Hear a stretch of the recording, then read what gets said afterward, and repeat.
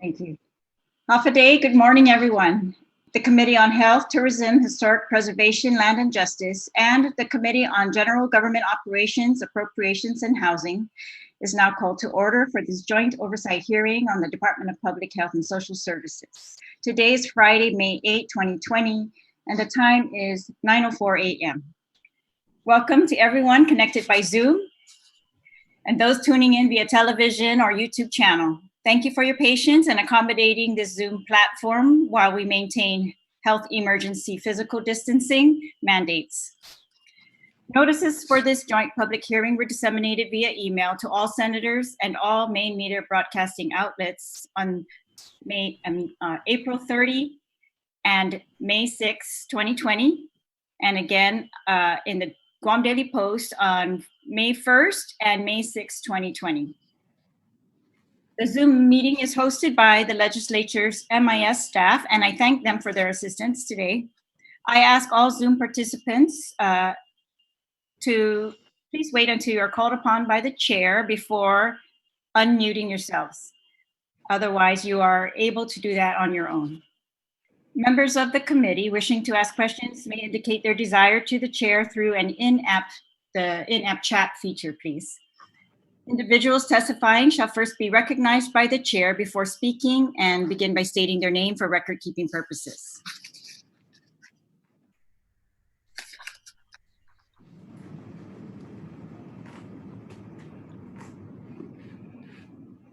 Questions and testimony shall be confined to the substance or nature of the agenda. Personal inference as to the character or motive of any senator or individual testifying is not permitted. Any violations of this general rule of conduct will result in removal from the public hearing by the host.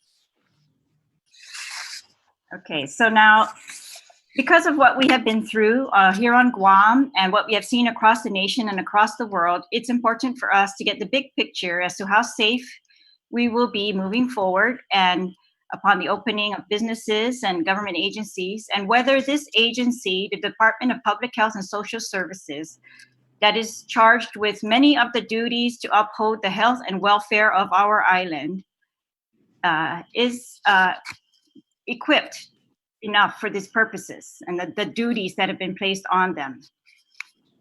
DPHSS began this year with tight budget allocations, and they've been called upon, as you've seen, throughout this pandemic crisis for many, many things. They are they've really been the lead agency in the emergency response. For this reason, and because of the tight budget allocation that they had begun with, we are just want to make sure as to their funding going forward for the remainder of the fiscal year 2020. In the CARES Act itemized budget that we were recently provided by BBMR, the Department of Public Health and Social Services was allocated $313,000 for COVID testing and $397,000 going forward to be recategorized in the future, I guess. So they said that public health did not report projected expenses and no additional local funds were requested due to other federal assistance grants covering such costs. And I'm sure we're going to hear more from the director regarding that.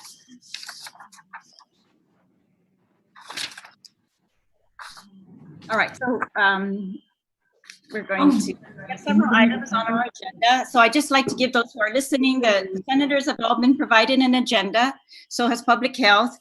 But for those who are listening, I'm going to just tell you the items that we're going to be covering today. So we're going to talk about the duties of public health moving forward, of course, with the reopening and of the businesses and government services, risk prevention going forward, and status of their budgets in relation to the following items.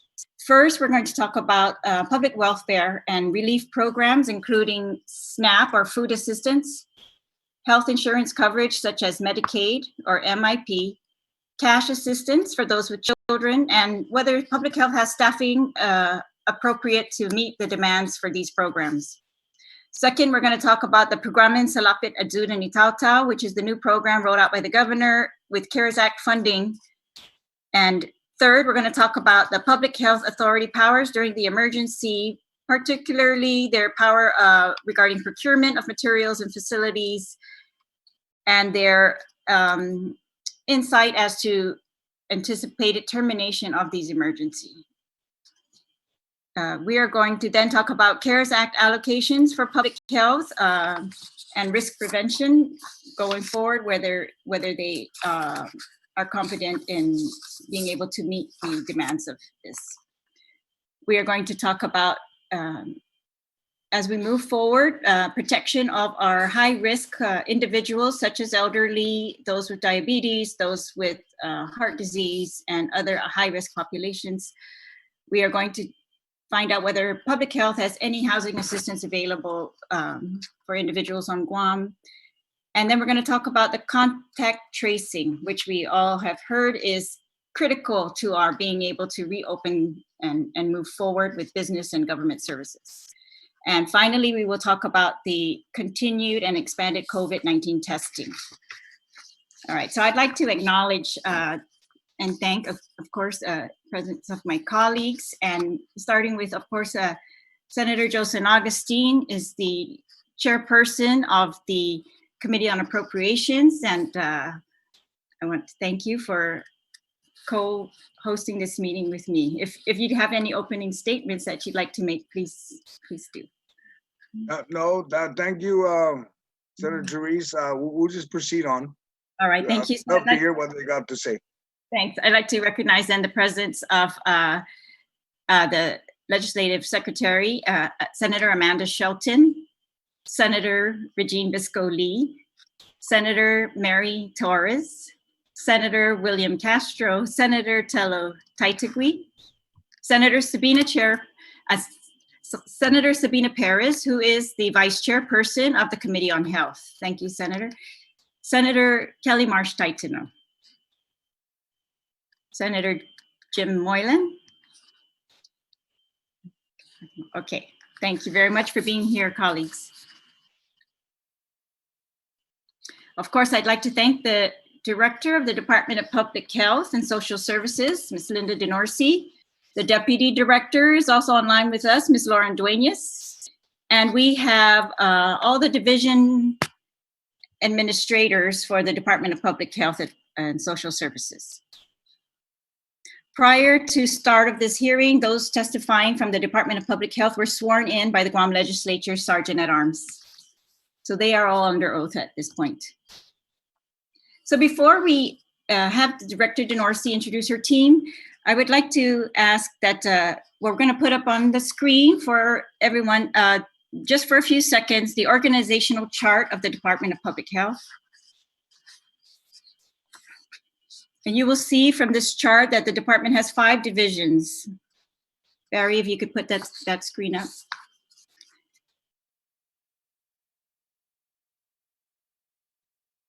Thank you.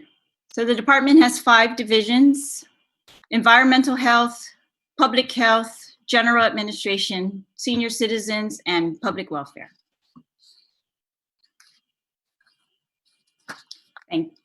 Thank you, Barry.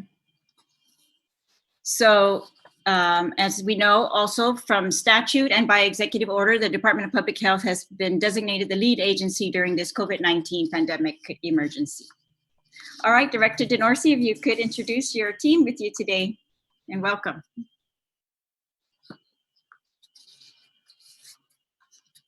The Department of Public Health and Social Services, and thank you, Senators, for being present at today's public hearing. I'm here with my 2 deputy directors. The first that's present to my left is Josephine O'Malley, our Deputy Director number 2. And on the line is our other Deputy Director, Lauren Duenas, that's Deputy Director number 1. And we also have, as you mentioned earlier, all our chiefs and our other very, very important individuals. And I'd like to introduce those that are here present with me. Of course, are practicing social distancing, so the rest are online. First, the Chief of the Division of Environmental Health, Dr. Suzanne Kaneshiro. Dr. Ken, just wave your hand. Okay. She's right over there. And then we also have, I'm just going to go in order so I don't forget anybody. We also have the laboratory administrator. Her name is Anne-Marie Santos. And we also have over here, he's practicing social distancing, Shane Ngata, who is the chief of our whole general administration operations. To my right is the chief of the public welfare. Her name is Tess Archangel, no stranger to this whole community. We also have our administrative services officer responsible for all our financial, Mr. Tommy Tidegly. And we also have Chima, who's our head in this particular case of our containment unit. He is also with the communicable disease control. And I also have on video, we have Art St. Augustin, who is our chief of the Division of Senior Citizens, and Tom Nadeau, who is our chief of the Division of Environmental Health. I also have Annette Uggan, who is the administrator of the Communicable Disease Control Program, and she plays a very critical role in our response to any pandemic. I also have Dr. Jana Manglonia, who is our Department of Public Health and Social Services Medical Director. And I have Kathleen Fernandez, who is the acting interim chief executive officer of the. When she mentioned you guys, but not me, fine. Okay. And I also have Kathleen Fernandez, who is our acting interim chief community health center executive officer. And so those are everyone. I hope I got everyone on the line. And Dr. Ann Kubitsky, who is our territorial epidemiologist. Thank you. All right. One of the rules in our virtual protocol was to that we would require everyone who's going to participate to remain visible during the deliberations. So if you could please do that. I know that we had one participant, the deputy director, who was not able to turn the video part on. But if everyone else could please turn on their video, we'd appreciate that. Thank you. And if senators could please keep their video on throughout the duration. All right, so we will begin now with, we're going to begin with the discussions on the public welfare benefits, particularly food assistance, if we could begin with that. And of course, we want to know, we expect that there has been, due to the unemployment increase in demand for these programs, and we've heard you giving public statements as to the updates, but if you could just give us, again, for today, an update on these programs and your ability to meet the increased demand for food assistance. Okay, for that question, Senator, I'm going to give it to the Chief of the Division of Public Welfare, Ms. Tess Archangel, who's the subject matter expert. Thank you. Tess? Good morning. You want to sit here so they can see? Oh, you can see. Good morning, Senators. As of today, we have received a total of 2,182 total COVID-19 related applications. These applications could be SNAP, Medicaid, MIP, CCDF, or Cash Assistance Program. And so based on the questions that was provided, they're asking how many new applicants, and reopened applicants for SNAP has not been processed. There is roughly 161 of them that we have not processed. The reason being is because the application is not complete, no signatures on the application, requires document, or incomplete. We do have some renewals. We do have changes on the applications, but the SNAP allowed the enhanced, the emergency allotment supplement for all the clients that are under the program. So we extended that for March and April, so they don't have to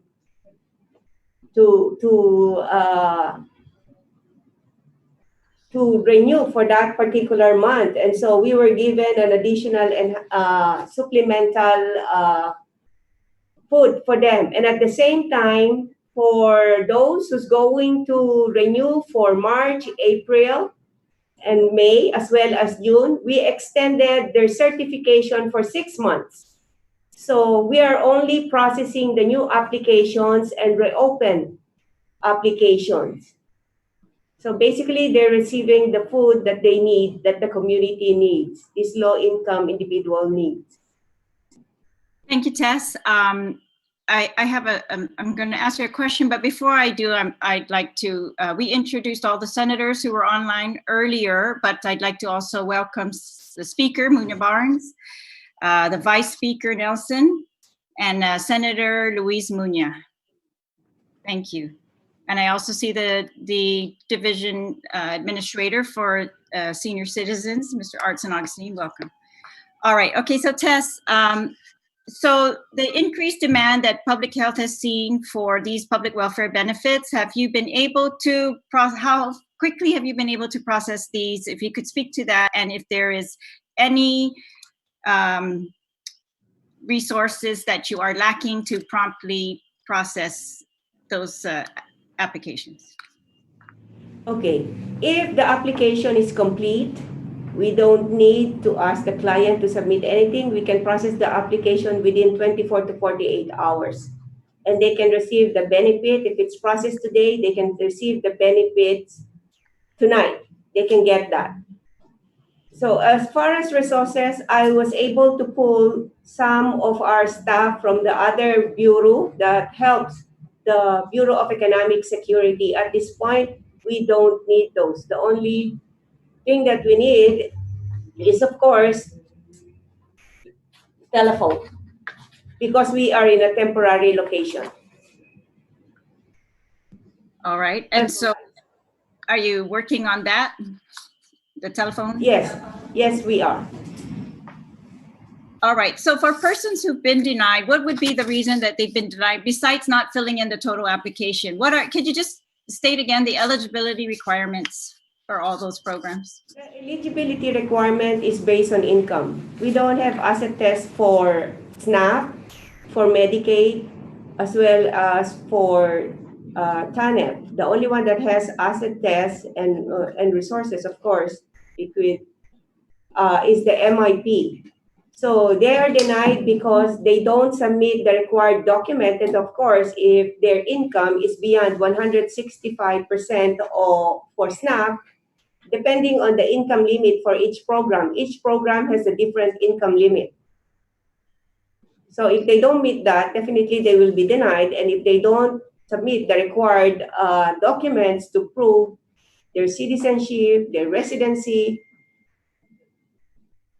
we definitely deny them. They have 10 days to submit it, but we can reopen it if they submit the document within 30 days. All right. So income, citizenship, and residency. And assets is not part of the equation. And the income limits are different for each benefit. And yes. How long can a person on SNAP survive? Could you tell us about that? We're talking about people who've been recently unemployed. So they would qualify because zero income, but how long would they be qualified for that program? As long as their income meets the eligibility criteria, the income limit, there's no time limit for SNAP. All right, thank you. And if you could just describe for anyone, I don't know if anyone there at Public Health has any suggestions for persons who are not eligible for SNAP, who might also be in need of food. Do you have any recommendations at this point?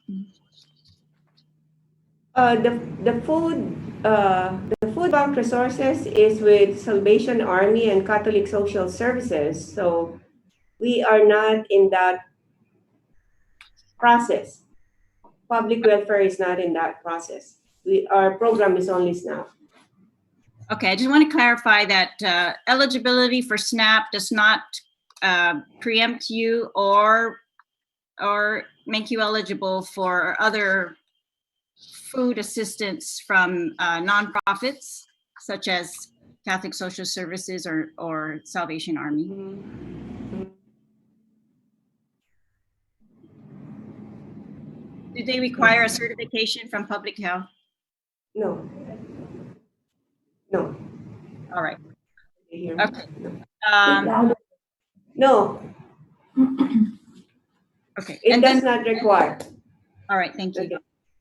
For persons who have been laid off or furloughed, who may have lost health insurance, we've been receiving calls from some clinics who are very concerned about this. They think that there are entire companies and employees who are no longer covered by health insurance.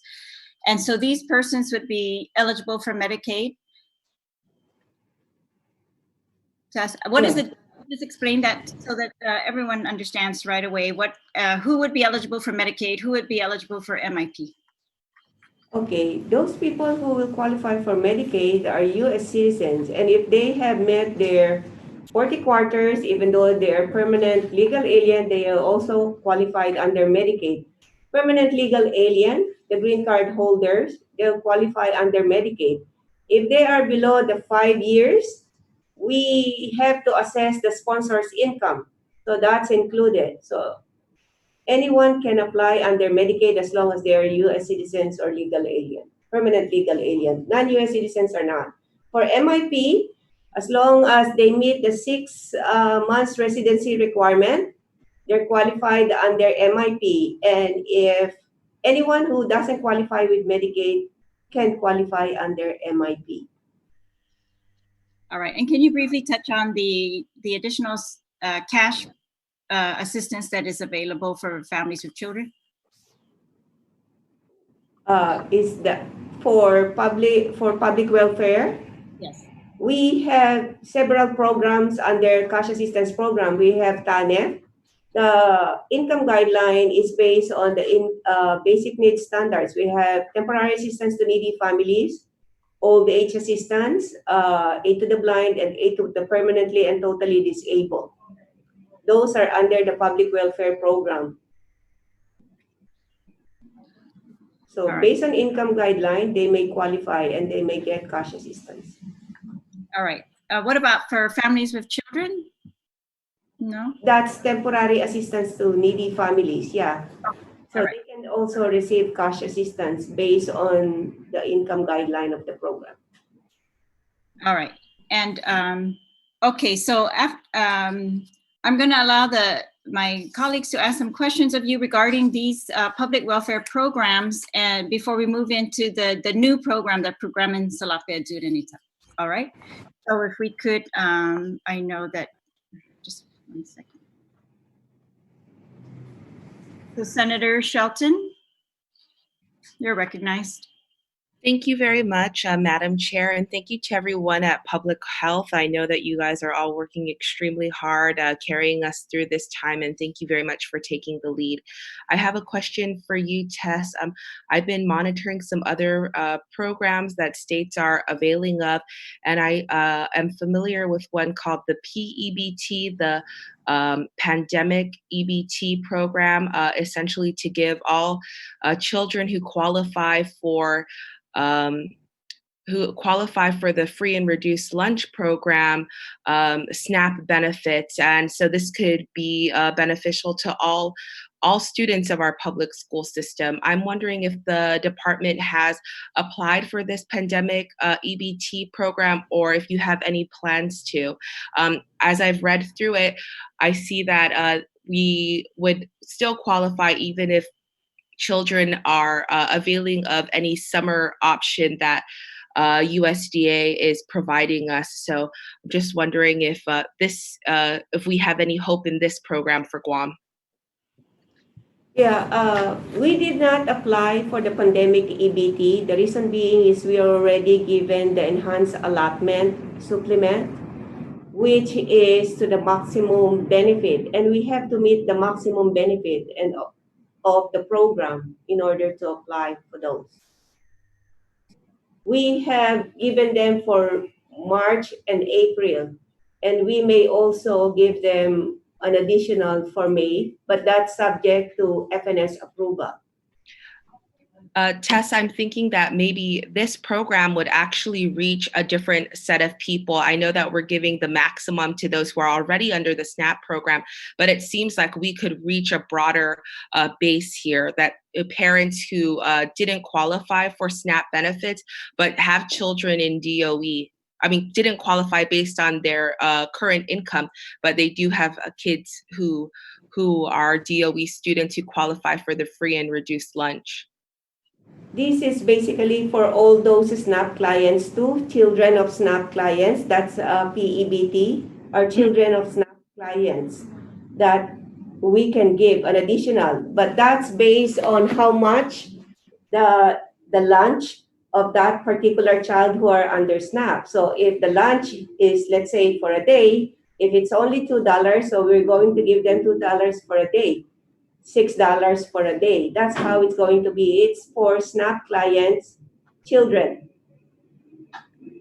Okay, maybe I can send over some information, or we can talk offline a little bit more about it, because as I read it, it seems like there are some exceptions to be made if you are not currently a SNAP recipient. So maybe I can just read through it and clarify a little bit more, and we can talk about it. Additionally, I'll ask some questions to you, but thank you very much, Tess.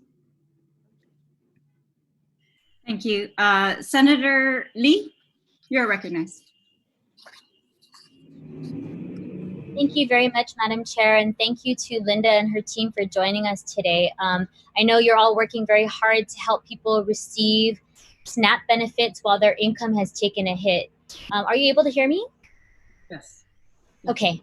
Also, Sujos Masi to Ms. Archangel for the update, but I just wanted to clarify, if someone got approved for SNAP benefits, let's say on Monday, they would not have to wait until June to receive their first round of benefits. Is that correct? Because I think the assumption of waiting till the next month until SNAP is loaded onto the account has been something that has dissuaded people from applying. No, the minute they got approved, we put that in the system. That night, the benefits can be received, and the clients Excellent. can use the benefit. Okay, thank you so much for clarifying that. I have one other question I wanted to ask. In terms of residency and U.S. citizenship, those are common eligibility requirements for these programs that are administered by DPHSS. Can you suggest any available programs to help our compact migrants and maybe other resident non-citizens with healthcare, food, or cash assistance at this time? If they're ineligible for SNAP and other programs, what other things can we help them to apply for? With regards to medical, MIP is available, but with regards to food, there's none. The SNAP program is only for U.S. citizens and legal aliens, asylee, or refugee. So I'm sure you're getting requests from people who may be ineligible. Where do you direct them? Is there any other program under the government that can assist them with food at this time? No, through Salvation Army and Catholic Social Services nonprofit organizations. That's the only organizations that we refer our clients. I see. Okay, thank you very much for the update. Thank you, Madam Chair. Thank you. If there are no other questions on this topic, we're going to move on to the new Program sa Lapid at Zuda ni Tata. Oh, I'm sorry. Senator Muñoz, did you have a question on the SNAP benefits? Please unmute yourself. Thank you, Senator Therese. I saw that Speaker Barnes has a question, so I'll yield to her first, and then I'll come on after her. You cannot hear her. All right, I can hardly hear you, Senator, and I'm going to ask all senators who have questions if you could please just indicate on the chat so that I can keep track. But if you have a question. Can you hear me now, Senator? Yes. Okay. I saw Speaker Barnes has a question, so I'll yield to her first, and then I can come back to my question after her. All right. Thank you. Speaker, did you have a question? Yes, I did. And thank you so much, Madam Chair and Senator Muñoz, for giving me the opportunity. And thank you, Public Health, for sharing your presentation today. I do have a question based on the SNAP program. And if I can just get a clarification, I know that the program's prerequisites include income, am I right? and you said it's for the temporary SNAP program, it would be based on income and anything else? 165% above the poverty line, right? Yes, 165% of the federal poverty level, and they have to be a U.S. citizen or a legal alien. Right. So based on the documentation that is needed, I received a couple of calls, but also there was a radio interview this morning that the reason why they felt frustrated was because public health was asking for the previous check stops. Is that consistent for information needed for those that are on temporary? Because they said they didn't qualify. And what other programs can they look into if they didn't qualify because they had to turn in their previous check stubs, which showed a normal working hours instead of the reduced or laid off hours? Or do you accept a certification from the employer that they're not presently working at this time? Yes, we do. We only verify their check stub in order to ensure that they were really laid off. But of course, if they say they're laid off, we process them based on what they said, and we verify that with the employer. And if we cannot verify it, if the employer is not in the listing from the Department of Labor, we make them attest to what they said, and we still process it.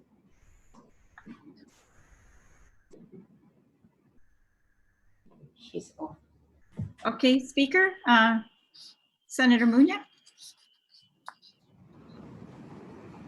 I'm sorry, I had, if there was a consideration, Madam Chair, if I may ask, for the constituent to go back to public health to show that they were at a reduced salary or temporarily laid off, will public health reconsider? Yes, we do. Okay. Thank you very much, Madam Chair, and thank you very much, Tess. Thank you, Senator Muñoz. Thank you. Senator Muñoz, you are recognized. Thank you, Madam Chair. And thank you again to Director DeNorsi and Tess for all the hard work that you're doing. I understand that there's been an influx of a lot of applications. And so I guess my questions would be to the staffing that you have there. I mean, how many employees do you have that's taking care of the applications for SNAP? For eligibility interview and processing, we have roughly 24, but there 24. are other staff who 24. Okay, so I guess that was going to lead to my next question. Was there a process? Is there someone to receive the applications, and then there's some other staff there that will review applications and some that will interview? Is there like a process there, or does it just, the application just kind of goes to everybody and anybody who's available? No, there are other staff who assist on receiving those applications, answering phone calls, answering emails, trying to assist the caseworkers for clients to complete the application forms, because some application forms doesn't even have, if they're U.S. citizen, head of household, it's incomplete. Most of the applications are incomplete. So we have staffs who call them before the caseworkers interview them so that the process is a bit faster. So when they get approved, when the application gets approved, do they get an actual card? Do they receive a card, or do they? Yes, they were informed, and they have to get their EBT card. Okay, so they have to come back down. Unfortunately, they have to go to our office to get their EBT card. We're not allowed to mail them. So there must be a lot of contact then between the public and the employees there. Does the staff there that have direct contact with the employees, do they get like hazard pay as well too? Yes, they do. And besides, in our office, there is a partition. So we tell the client just to show their ID.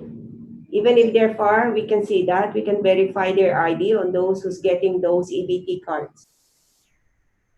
Okay, and so did they, you did mention that you have extra staff on standby in the event that there is an influx of applications. Like right now, you said there's about 161 that has not been processed or not complete. When do you know when to activate these extra employees so that the current employees now don't get burnt out? Oh, they're all activated. We're all helping each other. We work until nighttime. Okay. Okay, I'm just concerned because I do know that there's a lot more applications coming in, and I could just imagine that maybe the employees are really struggling to complete an application within the 24 to 48 hour time period. So I was just wondering if you feel like there may need some more assistance, would you be able to add on more employees to help them get these processes done quicker?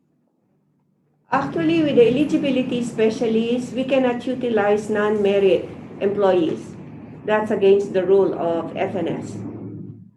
Okay, so they need to be And an most eligible. of the application. Okay, And most how of many? the application. I'm sorry. Go ahead. Most of the applications that we do receive is for SNAP. With regards to the other program, most of those are renewal. We extended up to 6 months all the eligibility for SNAP, for CCDF, for cash assistance. So the only applications that we are receiving now for renewal is MIP and Medicaid. And based on the income guideline, based on that income threshold, there's not much people who will qualify.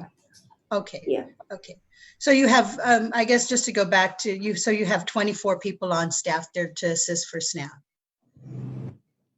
No, these are all for, that's for all program because our system is integrated. Okay. So when they apply for SNAP, we also process them for Medicaid. It's only one information for all the programs.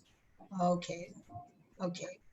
Okay. I guess that answers some of my questions. Thank you, Madam Chair. Thank you, Senator Munoz. Senator Taitagui, you are recognized. Sijus Masing and Hafaday, everyone at DPHSS, the COVID heroes of Guam. I really appreciate everything that you're doing. And I do realize that you go way beyond your 5 o'clock. So appreciate all your work, hard work. Tess, I have a question regarding the funding for MIP. How much funding was given to you in the FY 2020 budget for MIP? 3.4 million from the general fund, and then all in all we have 4.4 million. Okay, total you said from the general fund, there was another funding source? Oh, the other funding is specifically for breast cancer and treatment. That's 1 million given. There is a 200 from Healthy Futures, I think, and 800 from the general fund also. So total is 4 million. I see. Is public health still covering St. Dominic's coverage? Yes, Senator. And how much is that? For St. Dominic's, it depends on the total number of clients, but we continue to pay them. It's about average in the last couple of years. It's been about how much average? I don't have that at the moment, but it's definitely more than 1 million, 2 million. Somewhere around $2 million, if I'm not mistaken. So that leaves only about $2 million left for MIP. Do you think that's enough funding needed, considering the situation we're in and that many of the individuals who do not qualify for SNAP are heading now to MIP? Do you think we're going to run out of money real soon in the MIP? Or have we already run out of money in MIP? We did run out of money after the first quarter. Okay. But we were able to find money because we were able to utilize the retroclaiming from the Medicaid local match. We were able to utilize that from the prior year. Tess, how much was that? We have 13 million retroclaiming for Medicaid. Okay. So you now have $13 million in MIP?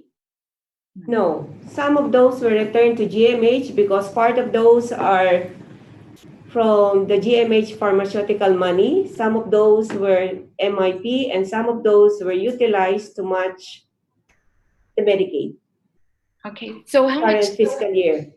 So what was your take? How much were you able to take for MIP? We were able to take roughly 3 million. And So we're taking, Go ahead. yes.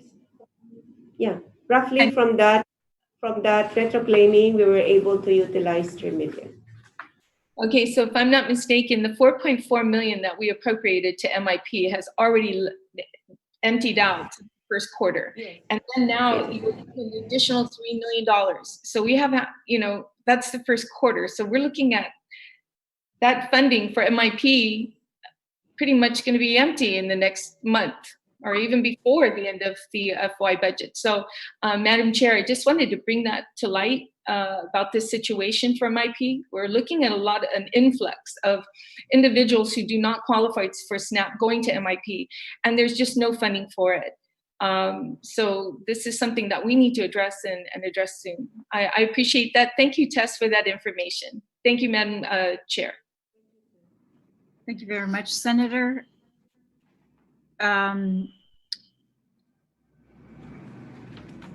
you very much, Senator. Okay, we're going to move on to the next item on the agenda, which is the new program, Programan Salapi at Zudan Itautau. Now, the governor's told us about this, but if you could just refresh our memories quickly, but primarily we want to know how convenient is this for people? Is it the same? We were told it was the same application. If you applied for SNAP, you're already eligible, and that you would be rolling out this program. So we just want to know whether you have sufficient resources staff-wise to handle this additional program. Yes, we do, because DOA is the one who's going to process. This is not program under Division of Public Welfare. This is a separate program. So basically, because the income guideline is up to 165 and SNAP, which has the highest income guideline, is up to 165. So definitely all clients under our program are qualified.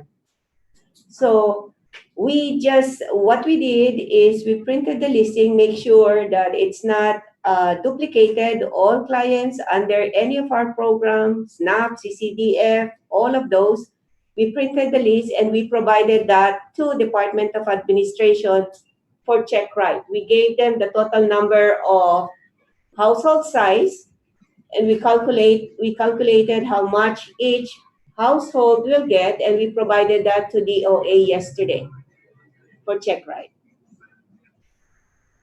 And those who are not under our program, we continue to receive those applications. What we do is we check if those individuals are already in the listing that we provided DOA, if they are eligible under our program. So basically, we set that aside, we put it in another listing, but we will submit that to DOA. DOA is the one who's going to handle the check right. All right, so this will be going out by checks. And if you could just let us know, are the mayors involved in helping you with processing SNAP or Medicaid or this program? Like if persons are interested, are the mayors equipped with, you've been, reached out to them, are they equipped with applications and kind of able to answer the questions that people in their villages might have? So the mayors actually assist us on submitting the applications of the applicants. The applicants can drop their applications in the mayor's offices and they submit it to us. Thank you. All right, so are there any questions regarding this program or public health's role in it? Senator Agustin. Thank you, Senator Therese. I got a simple question. You mentioned the program on Salapi, Ajudan Itautau. How many folks are under the SNAP program? Are there a total of 5,000 of them? 5,000 members? Anybody in public health can answer that. Household-wise, what we submitted to DOA that are currently under the program, 17 million. Sorry, 17,000. 17,000 households, sorry. No, the reason why I asked that is because it's supposed to affect this program 5,000 residents. Is that basically or generally everybody that's under the SNAP program? 17,000 household families, yes. No. Understand my question. The program on Salapi Azudun Itautau, 300 to 1,200 to each household based on income. Are they pretty much all under the SNAP? Do they fall under that category to receive this funding source? Basically, because of the income guideline, most of them are under SNAP already, up to 165. So Okay. the maximum that they... That was my simple question. If everybody that's going to get it is generally under the SNAP, and that's why I think earlier the question was if there were folks. I think what Senator Shelton brought up was that if you have families where the parents don't qualify for SNAP, but due to their income, they're qualified for free and reduced meal. How are you accommodating these families, and how are you able to help them?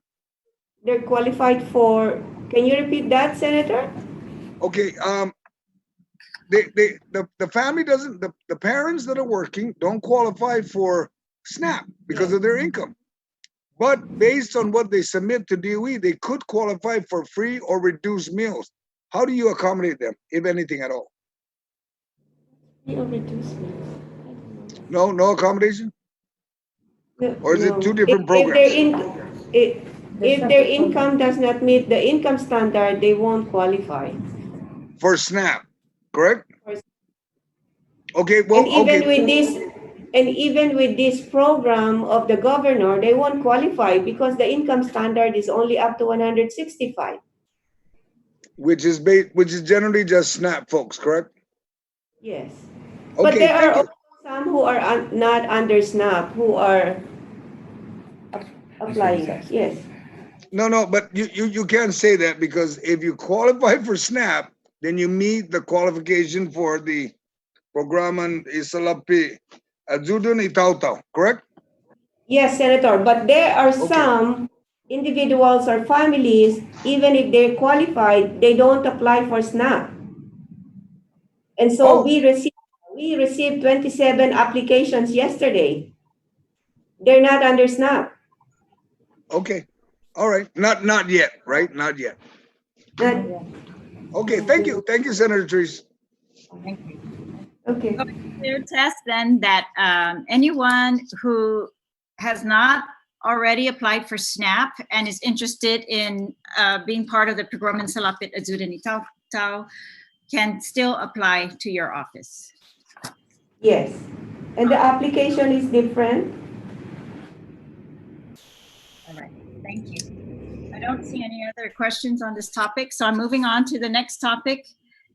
It is the Public Health Authority powers during an emergency. So pursuant to 10 GCA Chapter 9, we all have been discussing amongst us how the Public Health Authority, according to this statute, has been designated to be the authority during this emergency. And they're in charge of several things. I'm only going to read a couple of them because I think those are the ones that are relevant to our discussion today. They're responsible for coordinating matters, including the planning and executing public health emergency assessments, mitigation, preparedness, response, and recovery. Coordinating emergency response between federal and local authorities, collaborating with federal authorities, elected officials or other states, private organizations, or companies. Coordinating recovery operations and mitigation initiatives subsequent to public health emergencies. Organizing public information activities regarding public health emergency response.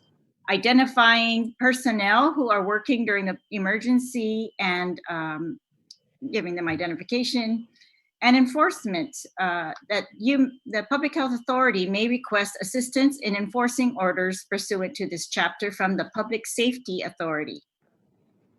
The Public Safety Authority may request assistance from the organized militia in enforcing the orders of the Public Health Authority. And then some of the other powers include access to and control of facilities and property, including to procure by condemnation or otherwise, construct, lease, transport, store, maintain, renovate, or distribute materials and facilities as may be reasonable to respond to the emergency, to require a healthcare facility to provide services or the use of its facility, to inspect, control, restrict, and regulate by rationing and using quotas, prohibitions on shipments, allocation, or other means, the use, sale, dispensing, distribution, or transportation of food, fuel, clothing, and other commodities relative to the emergency, and control of roads and public access.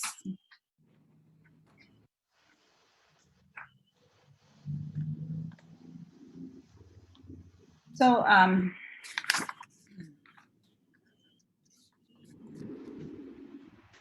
I want to thank you again, especially the director, for taking on this role. It's a huge role, and I've never seen it been done before on Guam. I know that you are the lead in all of our health responses, but in this huge type of an emergency, I want to thank you for all the work that you have done. I think we've all seen that you are a very, very hard worker and really inspire us to not ever stop working.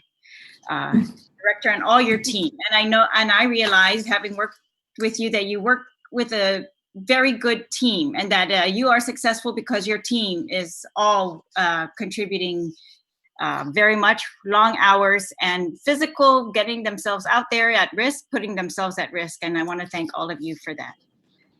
In regards to the procurement, if you could just discuss for us, this has been a topic in the media lately, so I would just like to put it on the record, I guess. What is your role in the procurement of that's going on for this COVID emergency? Maybe if you could describe how it's been allocated, or which parts of it are you responsible for? Yeah, mainly because I'm the director of the Department of Public Health. My role has been focused on the procurement specifically for our Department of Public Health. So what I do, and I've been working with, is all my staff procuring supplies and equipment and other contractual services, specifically with the funding that we have, whether local or federal dollars that are given to our department. We began preparing actually before this, and so we processed some requisitions and purchase orders were done. We are a line agency, so all our purchases or our requisitions funnel through GSA, General Services Administration. So that is our role. All right. Do you have any role in the procurement of quarantine facilities? I don't. I know my power is here that is possible, but I have not done any procurement with the with those. No. All right. And then if we could just dispose of this also, the is your signature required on contracts for the quarantine facilities? As far as I know, the only thing that I want to say that I have not done any signatures in any of the contract facilities, no. But is my signature required according to the law? From what I'm reading, I guess the power relies on that part, but I'm not involved in it. All right. Was your signature used without your consent on one of these procurement documents for quarantine facilities? It was not a procurement document from what I know. It was from what I was looking at after I went to examine. It was for the letter for non-congregate shelters. And that is for isolation and quarantine facilities. So it's just a letter that had to be done so that we can bring that letter, so that we can get it up to Homeland Security, so that they can do the letter that is required by a public health entity, such as myself. So are you satisfied that your authority is not being breached by unauthorized use of your signature? My authority is just what I told you. The letter that was presented was for non-congregate shelters. And that was all in accordance to the citation of whatever law that was. All right, we're going to talk about testing later on in the agenda, so I'm going to not ask questions about that right now. The procurement of tests. Okay, so we'll talk about that later. But moving on with in PCOR 2 and PCOR 3, is it your understanding that we will continue to be under state of emergency? Yes, ma'am. All right. And so your role in this moving forward with PCOR 2 and PCOR 3, allowing businesses to open, what would be your role? Could you please just describe that for us? Yeah, our role, this involves, our role is to ensure the safety, of course. We've had several guidance in terms of memos that we prepare from this department. And again, safety, knowing what businesses should open, what businesses should not open as we journey from Core 2 to Core 3. So in line with that, we had issued prior to that, of course, a memo that came from our department, which has all the essential businesses definition and non-essential, just to let you know that's the first. And that is described specifically. And then going to your question, we had a guidance memo that we just issued yesterday, which was our guidance memo 2020-07. And this is the Chalan para Himnenlo Pandemic Condition of Readiness Level Core 2. So we have indicated all the authorized businesses for operation.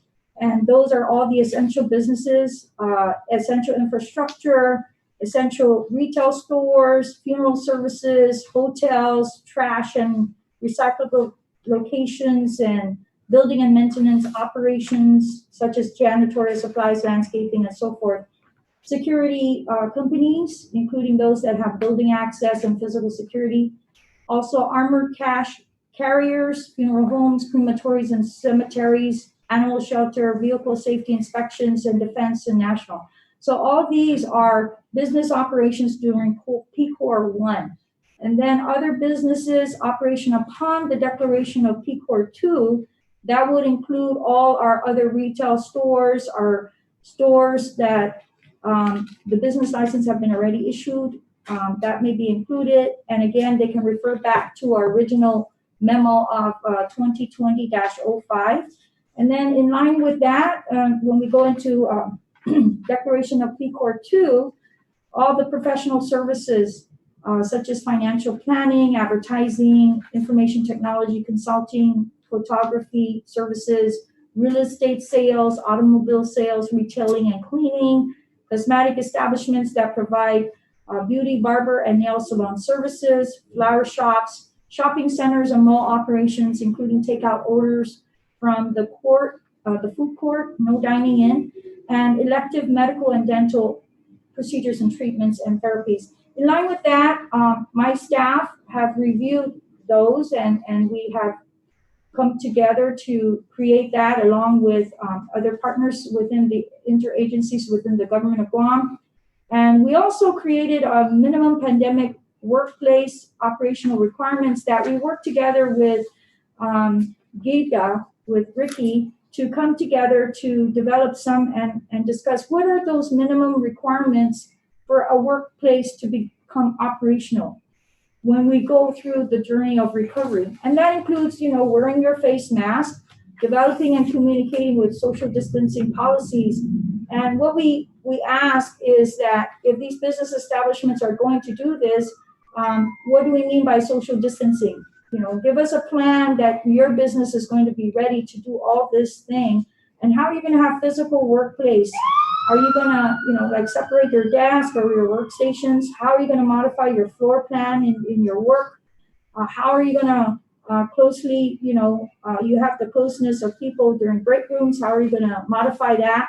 How are you gonna modify places that you touch in terms of doors and knobs? What are you going to do to do that? And then also displaying signs and marketing signs to customers and employees so that they avoid and touching surfaces that are not necessary, washing their hands frequently, and proper hand sanitizing if there is no way to wash your hands with alcohol-based wearing. And all this, how we're going to also reduce the number of employees that are present in the workplace, maybe staggering shifts of staff as they come in or telework, how your employers are going to limit the occupancy pursuant to the executive order, and employers in the stores, employers that separate, the exit and entrances.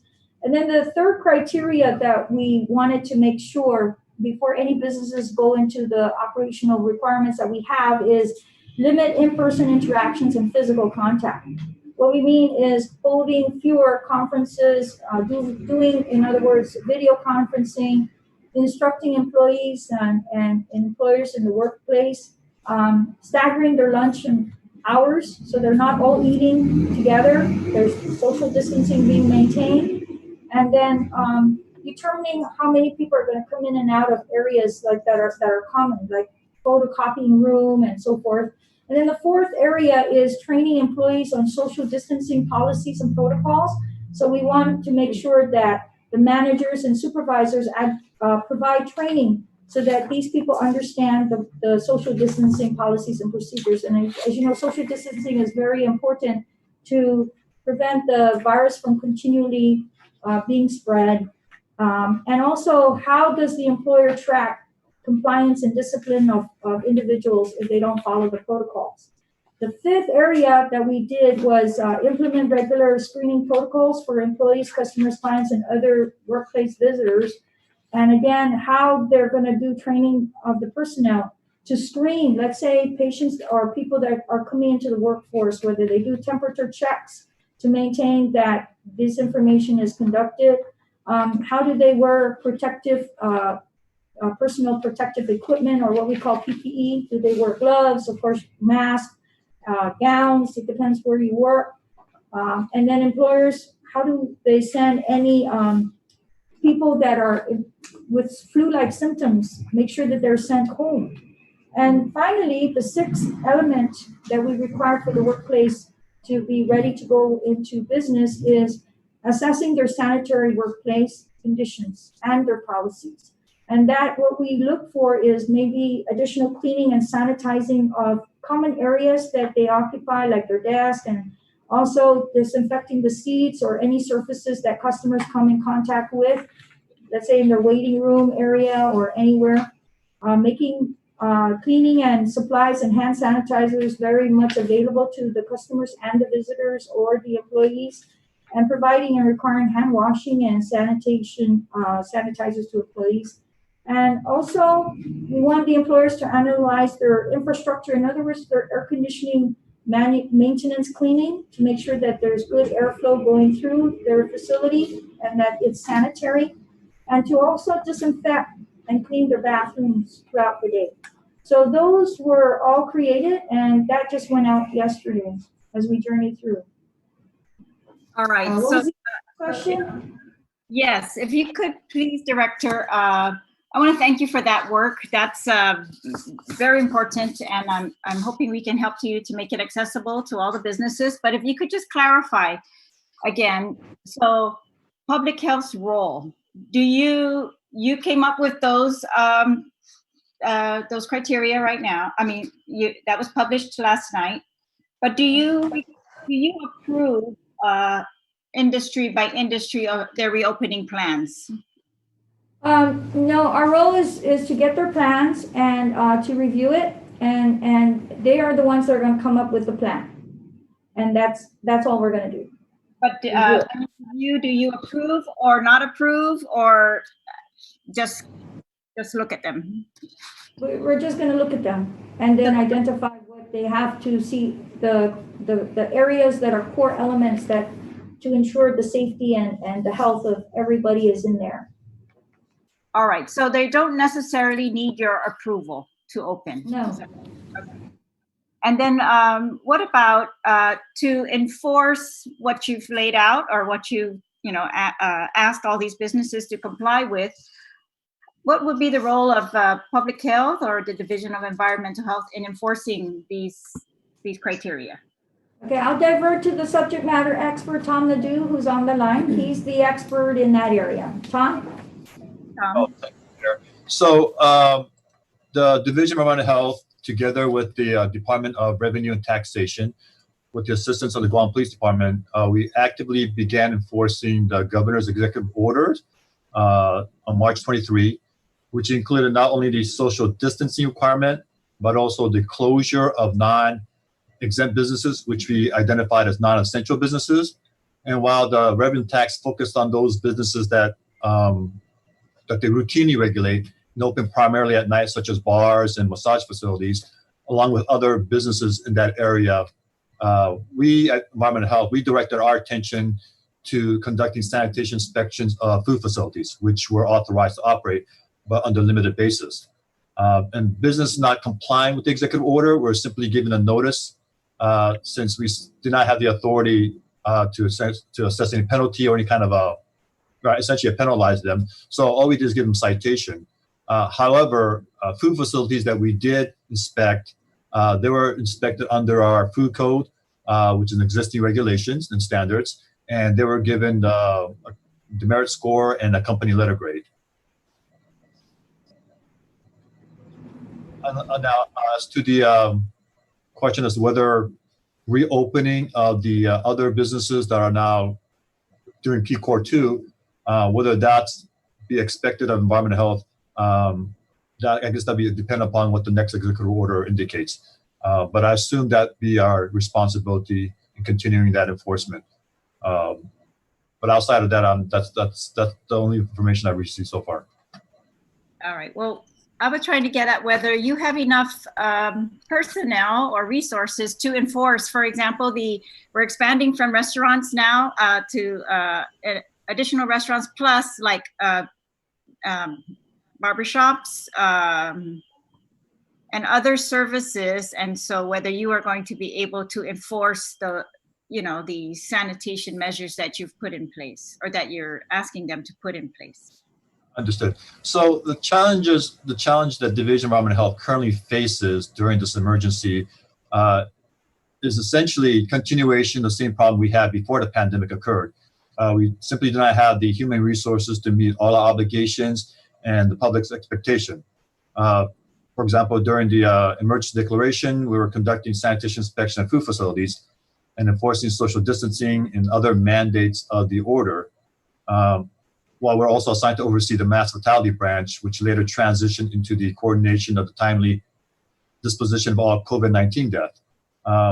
Although we're no longer managing the mass fatality branch, nor the burial or cremation of COVID-19 decedents, we are now leading the logistics section to support public health emergency response. So we're to reopen the other facilities, as you mentioned. It'll be very similar to what was 6 months ago. We just don't have the human resources to meet our mandates and public's expectation, Senator. Okay, well, that leads into our next item on the agenda. That is the CARES Act allocations for the Department of Public Health.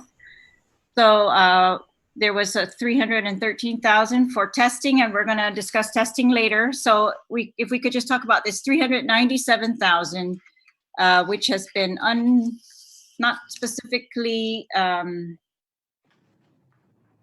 noted. I mean, what the purposes are going to be. I mean, Director, if you're able to discuss.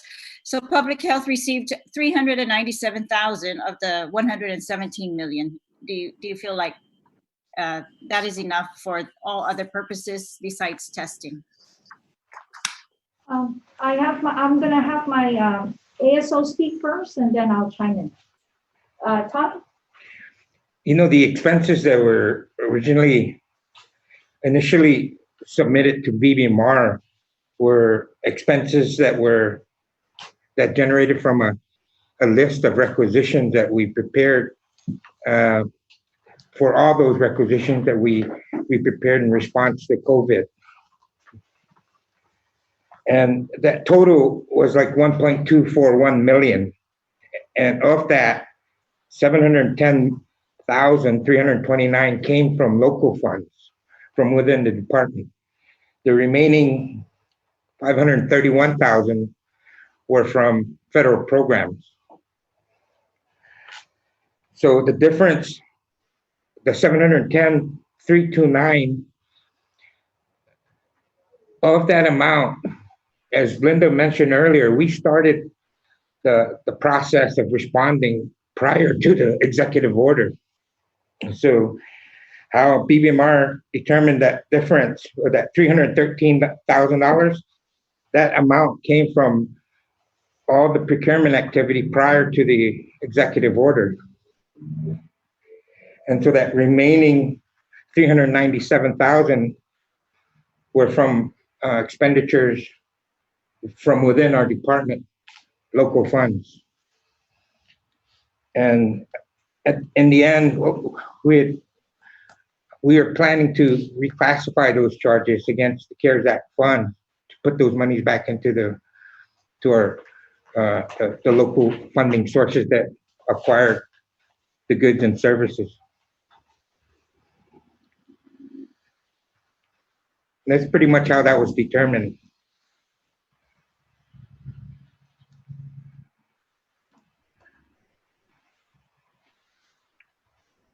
Senator, your next question was? Because we were asked to just turn in what we've expended so thus far. And that was as of the 27th of April. So that 1.2 million is what we expended, but we also were able to identify that the local and the federal part of what was spent.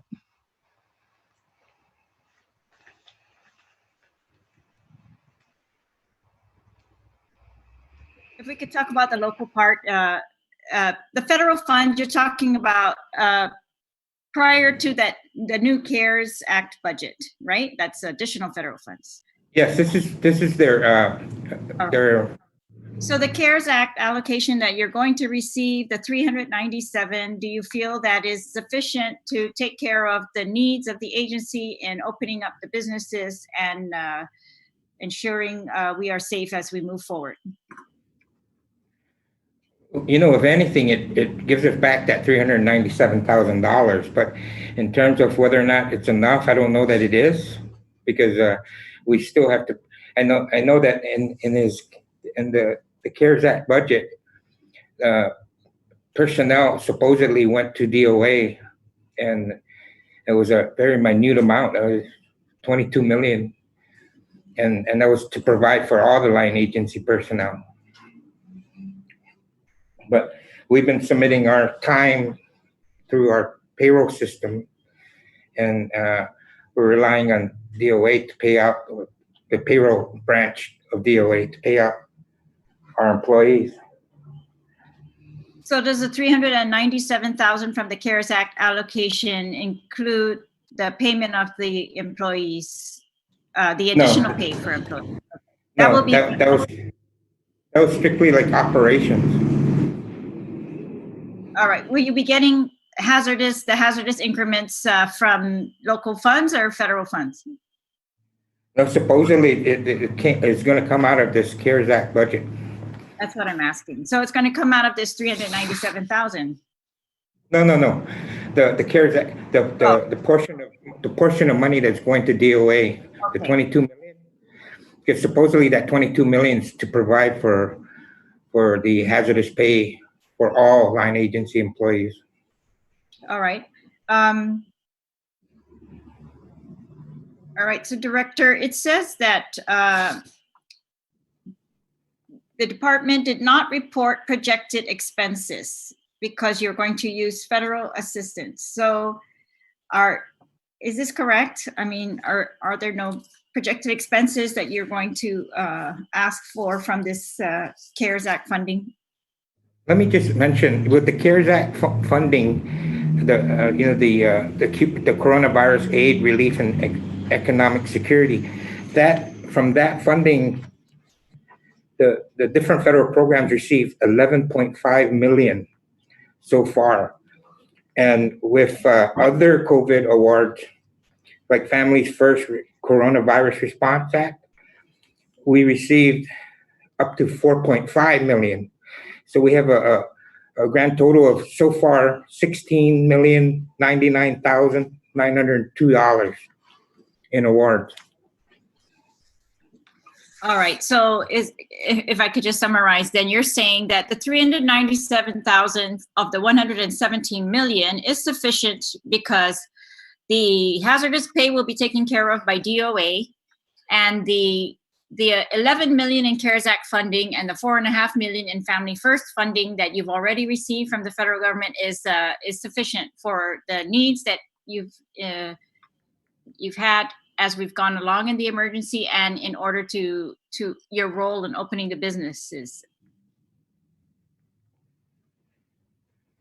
I can't really answer yes or no because number one, we don't know, how that 22 million is going to be spent. I mean, supposedly it's supposed to be paying just the hazardous part of it. Okay. And we're up in the air with the overtime. I see. Okay. Oh, that's understandable then. If the double time or overtime may be unanticipated amounts at this point, and it might come out of your budget, you're saying, right? Yes, and then, if there's a likeliness of a second surge, that's undetermined right now. All right. And Director, is there any way that, have you considered requesting additional CARES Act funding, or are you able to use any of that federal funding to increase the enforcement capability? Well, each of these programs, Senator, each of these programs are very specific in what the grant for federal funding requires. So whatever that is very much explained in the notice of grant award. So the staff have to make certain in each of these respective programs that it's allocated specifically to what the notice of grant award stipulates. And so all the programs are different. Some are, for example, in the COVID CARES Act, we have for the Older Americans Act, and that's with Division of Senior Citizens. We have another one for nutrition services under Title III. Again, that's with Division of Senior Citizens. We have the Family Care Support Program. Again, Division of Senior Citizens. The Ombudsman Program under Title VII. Again, Division of Senior Citizens. And then we have the Public Health Crisis Response, and that's with the Public Health Emergency Program. And so we have another one with the Public Health Crisis Program with Emergency Preparedness, and so on and so forth. And then we have the community centers that do get funding for supplemental relative to the COVID. And again, that's specific for those patients that are coming in, how they pay some of their staff, additional staff to be paid. And it also goes into other line item budgets for responding, like buying more testing equipment, test kits, and so forth, and how the community center is going to buy more protective equipment and so forth. And then we have the Ryan White CARES Act, and then the child care, and then the epidemiology laboratory capacity grant, and then the senior citizens aging and disability wrong door, and that's with Division of Senior Citizens. So each of these grants are very specific, and each of them have their own budget with line items, and that we can provide to you if you would like to see what it looks like. So in general, we're leaving it to the experts of the divisions to notify, and of course it has to all be approved by the federal government. So those budget requests are sent to the federal government for approval, and as you know, they have approved what we have. So those specific programs and whatever line item budget and what it's for, whether it's for personnel, supplies, equipment, contractual, are clearly specified in each of these grant awards. I hope that answers your question.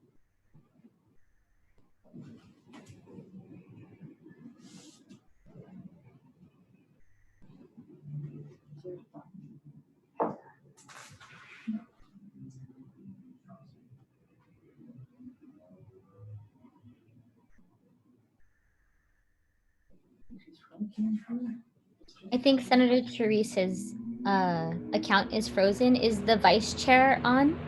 The vice chair for this committee? Senator Sabina, maybe if you could unmute yourself and while she Yeah. Does we want to contact Therese? Maybe I should contact Therese because she's a. Let me see if I can contact her.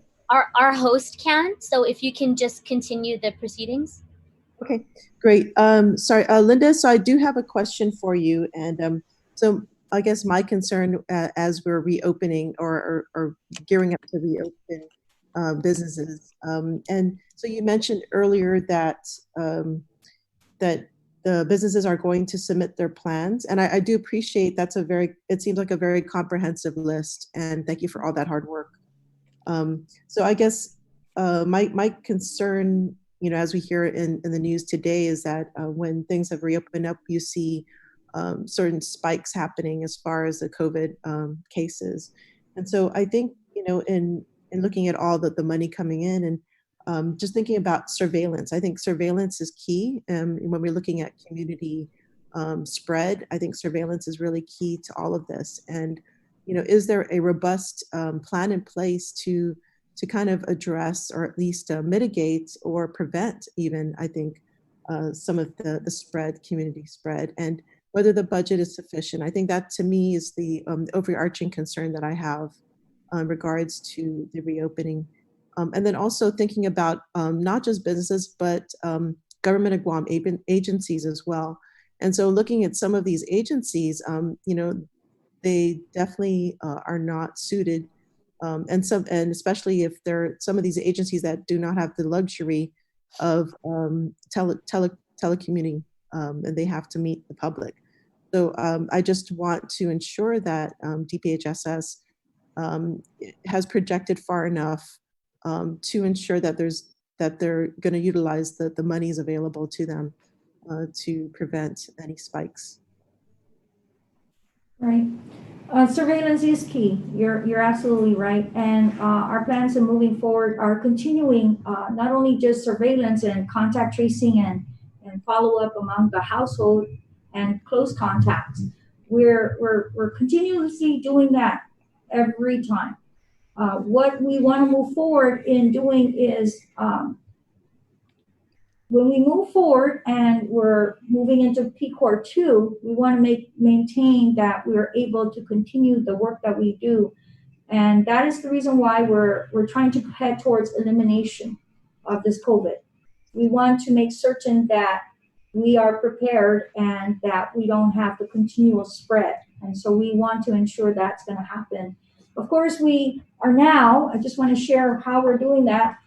Right now, we're looking at a two-prong approach. We're expanding our ability to test those that are mild illnesses, and that's why we're doing all these outreach activities as well. And we're doing what is called case findings at this point in time through outreaching, going to these remote areas where the vulnerable population reside. For example, we've done Astumbo, all those people in the northern region, and also all the island-wide in Astumbo. We did about 3 of those outreaches there. And then we moved on to the central part of all the central villages, and that's why we did that at Manila as an outreach. And then we moved down towards the Agate, and we did it so that we can encompass all the southern village areas. For those that have mild illnesses, and I remember when we started this first, the whole situation in responding, we were looking at priority key areas. For example, those patients that were coming in and being hospitalized at the emergency room that have COVID symptoms, and then looking at patients that had comorbid conditions with COVID symptoms, and then also looking at the elderly with COVID symptoms, and then the healthcare workers with COVID symptoms. They were the priority in regards to getting tested. And so now we're getting the ability to expand that because we're getting more kits from the US CDC, which is our partners with the federal government. And also we have additional help with the World Health Organization through the PHOA, Pacific Island Health Officers Association, who provided us an additional $122,000 in funding to get more test kits.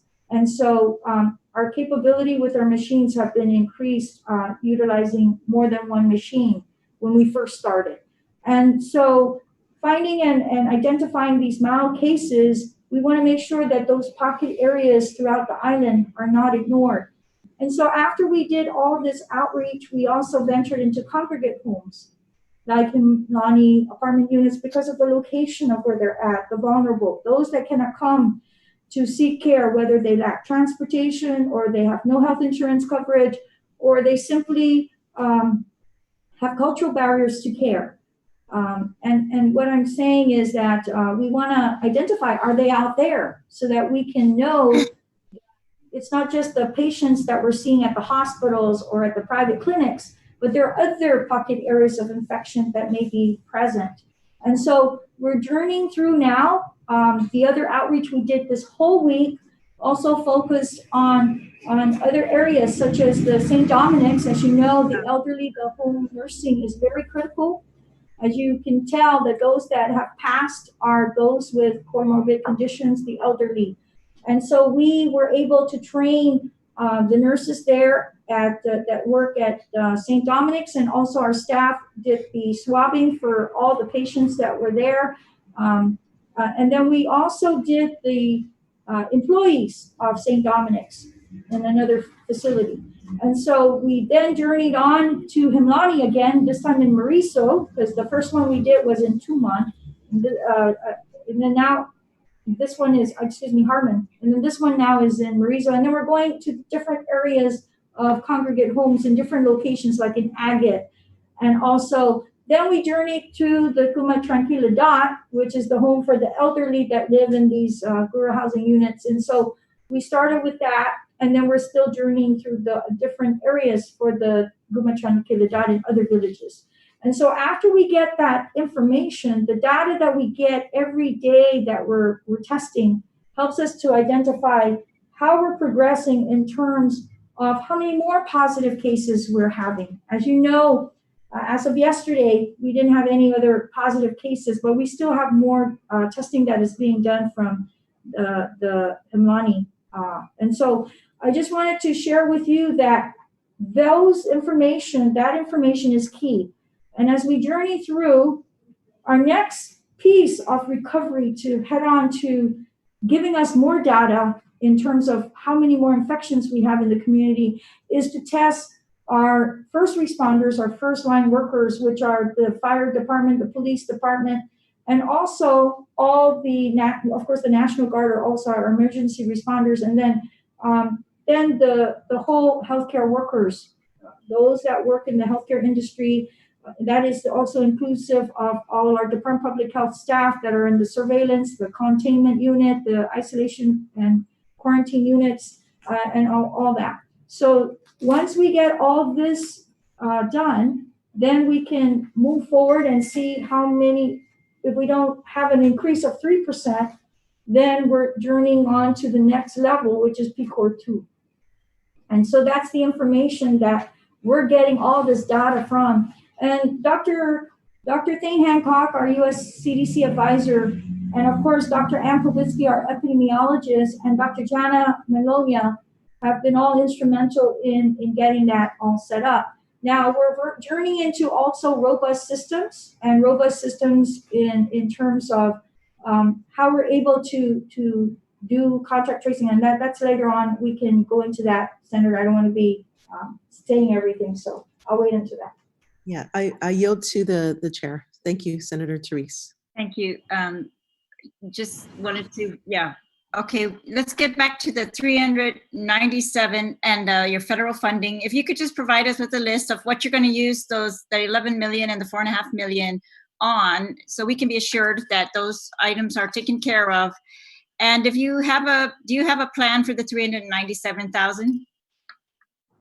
Really, it's just to recover the funds from those local accounts and put them back and have them used as they were intended to. All right. Well, is there any?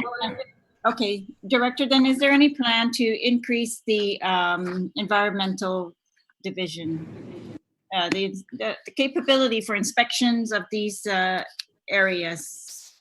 I'll have Tom say a few words and then I can chime in. Tom? I'm sorry, Senator, could you repeat the question again? I'm asking if there's any plans or any capability to increase the capability of the Environmental Health Division to do inspections, especially as we go forward. Well, prior to the pandemic, there was a plan which we were seeking to increase the sanitary permit fee to reflect the needs of our division in conducting all the required inspections. But as a result of this current situation, I don't think that's feasible. So that's something I would have to refer up to our director for comment. But I know there was a plan, but I don't think that's no longer possible at this moment. All right, I don't want to overkill this question, but is it possible to request additional funding from the allocation of the CARES Act to increase the inspection capacity of public health? Since we are relying on these businesses to conform to the protocol that you've listed, and we want to make sure that they are being safe. Is that possible or not? I'll let the director answer that now. Yeah, I know that these grants are specific that we've mentioned to you that have been funded, that I mentioned. There's nothing here for environmental health at this point in time. So based upon what I'm going to answer with the specificity of all these funding, I'm going to say that they're already allocated into the respective divisions. And Division of Environmental Health, as you know, is not federally funded. It's 100% locally funded. All right, then Senator Lee, you had a question? Please, you have a question. Thank you, Madam Chair. This is for the director. Madam Director, you understand, even under the best of circumstances, the Division of Environmental Health is often saddled with many mandates being completed by too few employees. And now that we're getting ready for reopening of businesses, I want to know how Gov Guam is supporting DEH employees to handle these inspections of critical facilities that maybe haven't been maintained for more than a month now. Right.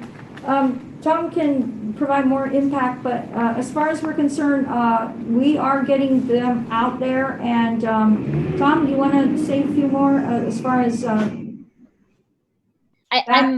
primarily concerned about their safety being exposed to some of these facilities. So yeah, if you could answer that. Yeah, we've been always trying to recruit for more positions. And again, their position description is very specific. They have to have certification. So Tom can chime in as far as that's concerned. Of course, there's always a need for more. Thanks, Tom. So the question is, how is Gov Guam supporting DEH employees to handle these inspections?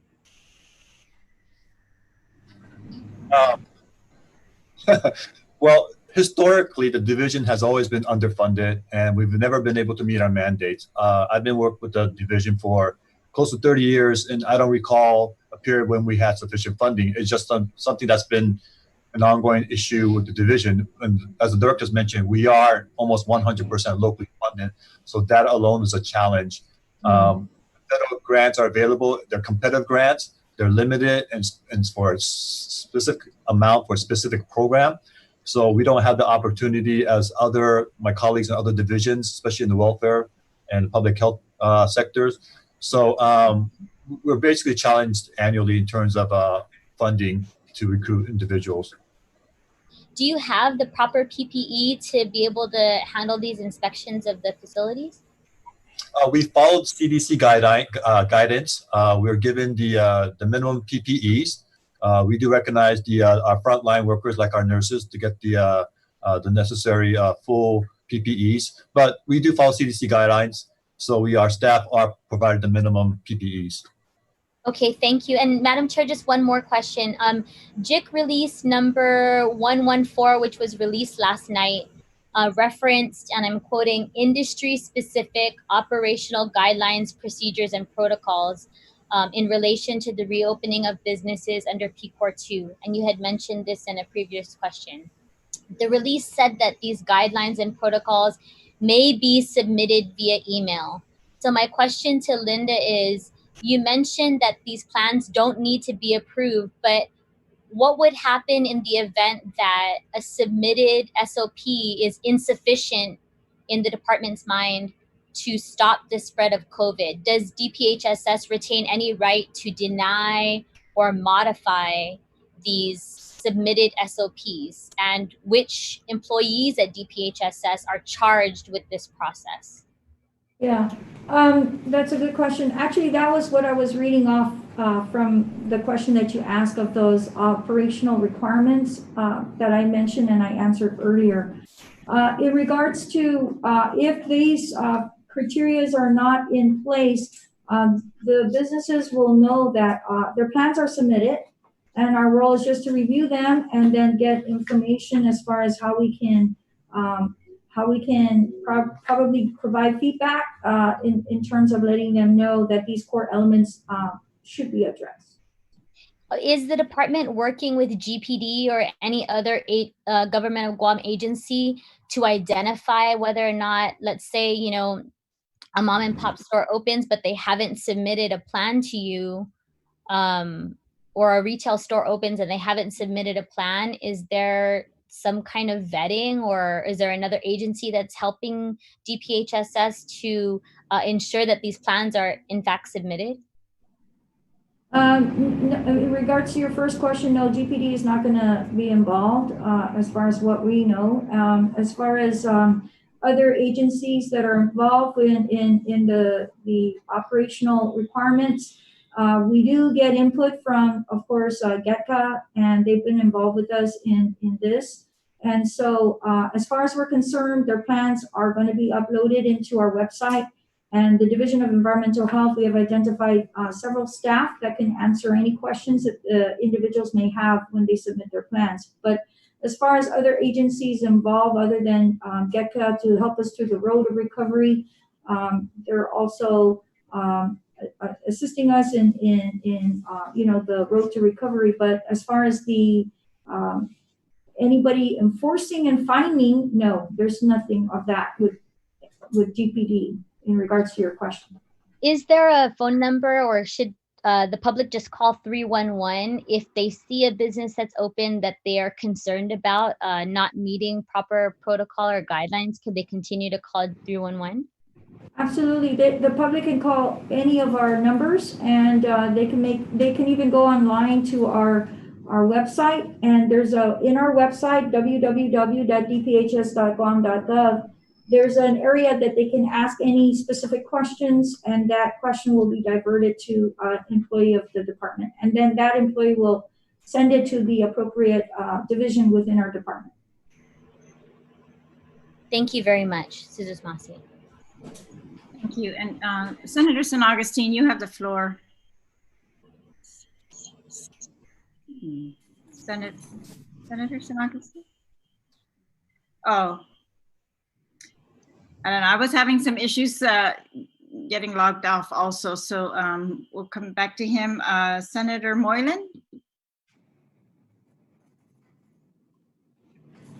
Okay. Thank you, Madam Chair. A question for the director, please. I'm going to go back to our third bullet, section 3, 19502. It's just a follow-up question to Chairman's earlier question. But that section in chapter 19, it's 19502, it says specifically that the public health authority may exercise during this public health emergency, item A, and that's use of materials and facilities to procure by condemnation, otherwise construct or lease reasonable necessary items for the public emergency, to include facilities. So I know you answered the chairperson's question, but just for my understanding, so you are not the public health authority then that deals with facilities for the COVID-19, like the hotels, all the different hotels. Is that correct? I don't, I don't understand your question, I'm sorry. Sure.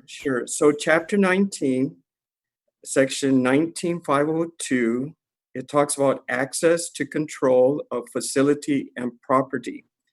And it starts off by saying that the public health authority may exercise during this public health emergency. And then it goes into subject A, or item A, that the use of materials and facilities to immediately take possession or construct or even to lease a facility.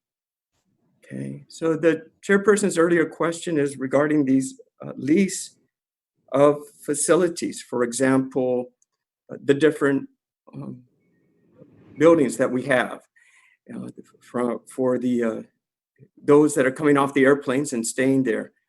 So are you saying you relinquish that public health authority, or you're not the person dealing with the facility leases? I'm not the person that deals with the facility leases in this particular COVID-19. Okay. So another question then regarding, the anticipation of us going into our different COVID levels. We have a lot of families that still have loved ones in the mainland that are looking forward to coming home. At the same time, they don't really want to stay at certain facilities and be quarantined.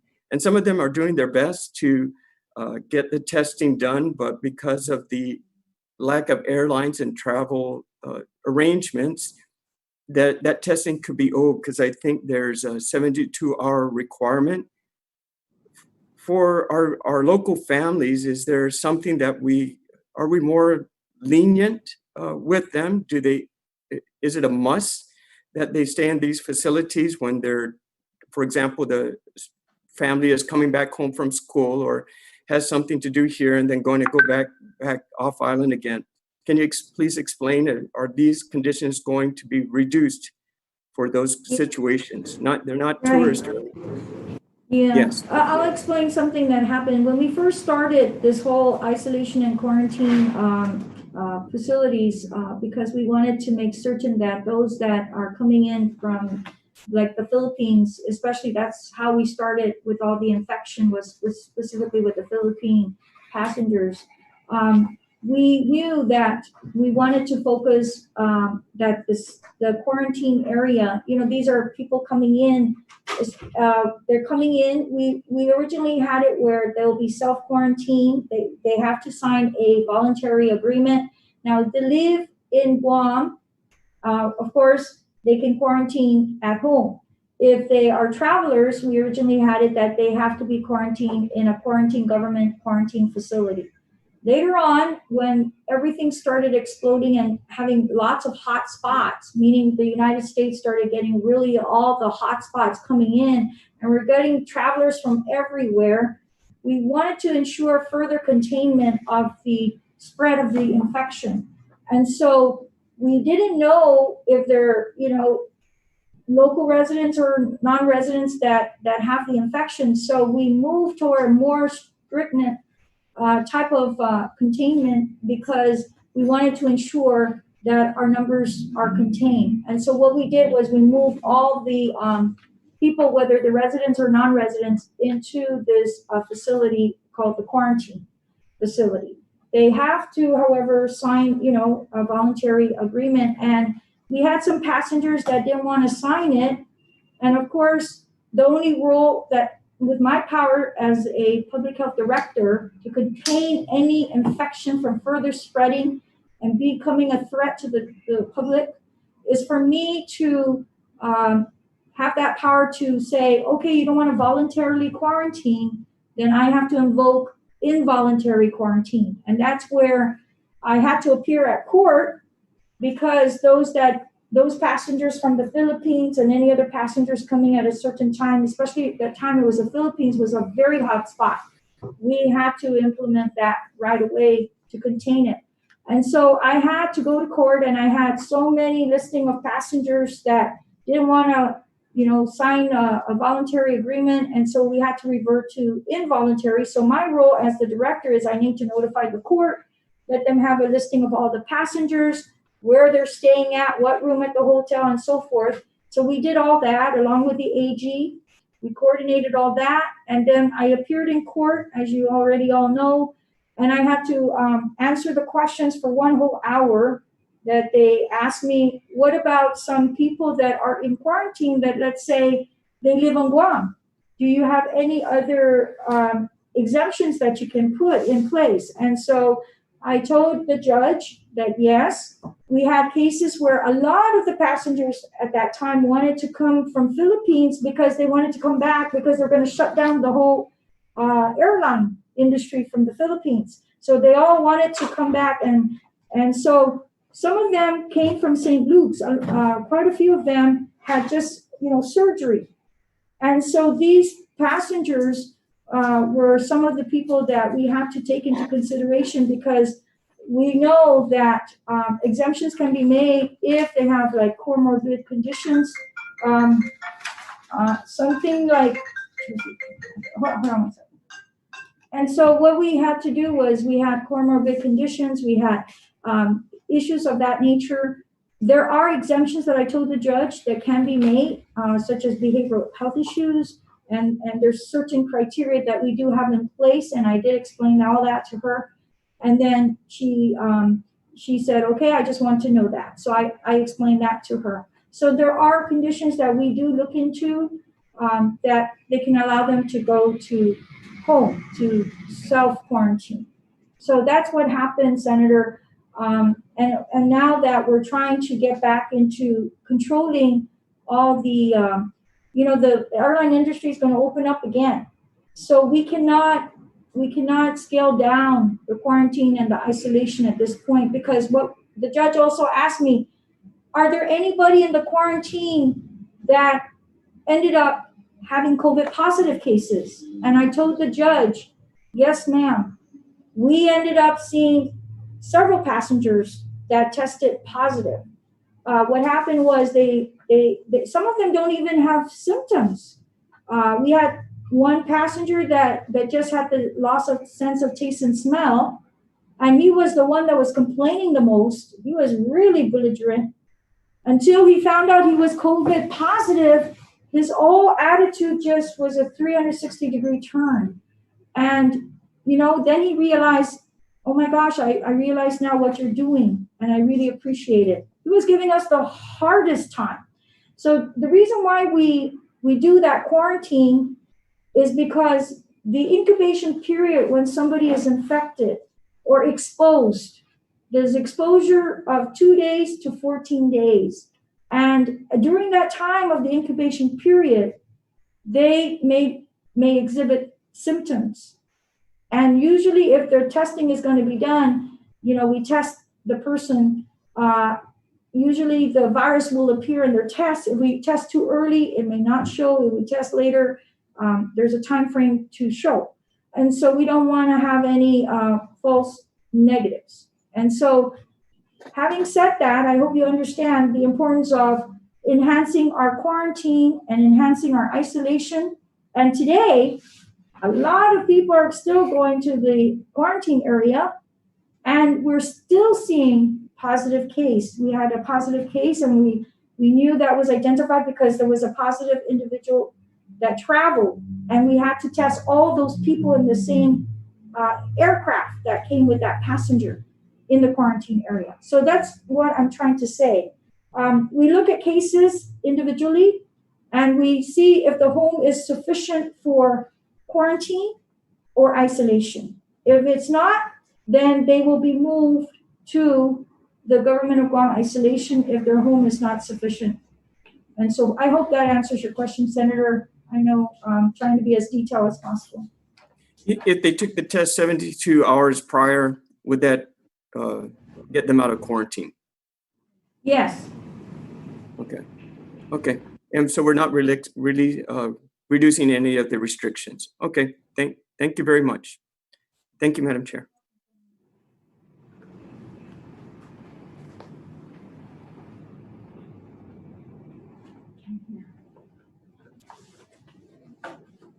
Mooch.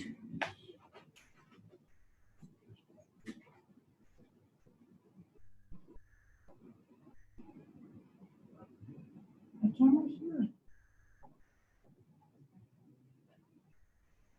My fault. I'm sorry. Okay. Senator Taitigui, you are recognized. Masi, Madam Chair. Linda, I'm kind of confused, on what you explained your role is as the Director of Public Health and as pertained to Chapter 9, this whole emergency health, state of a health emergency.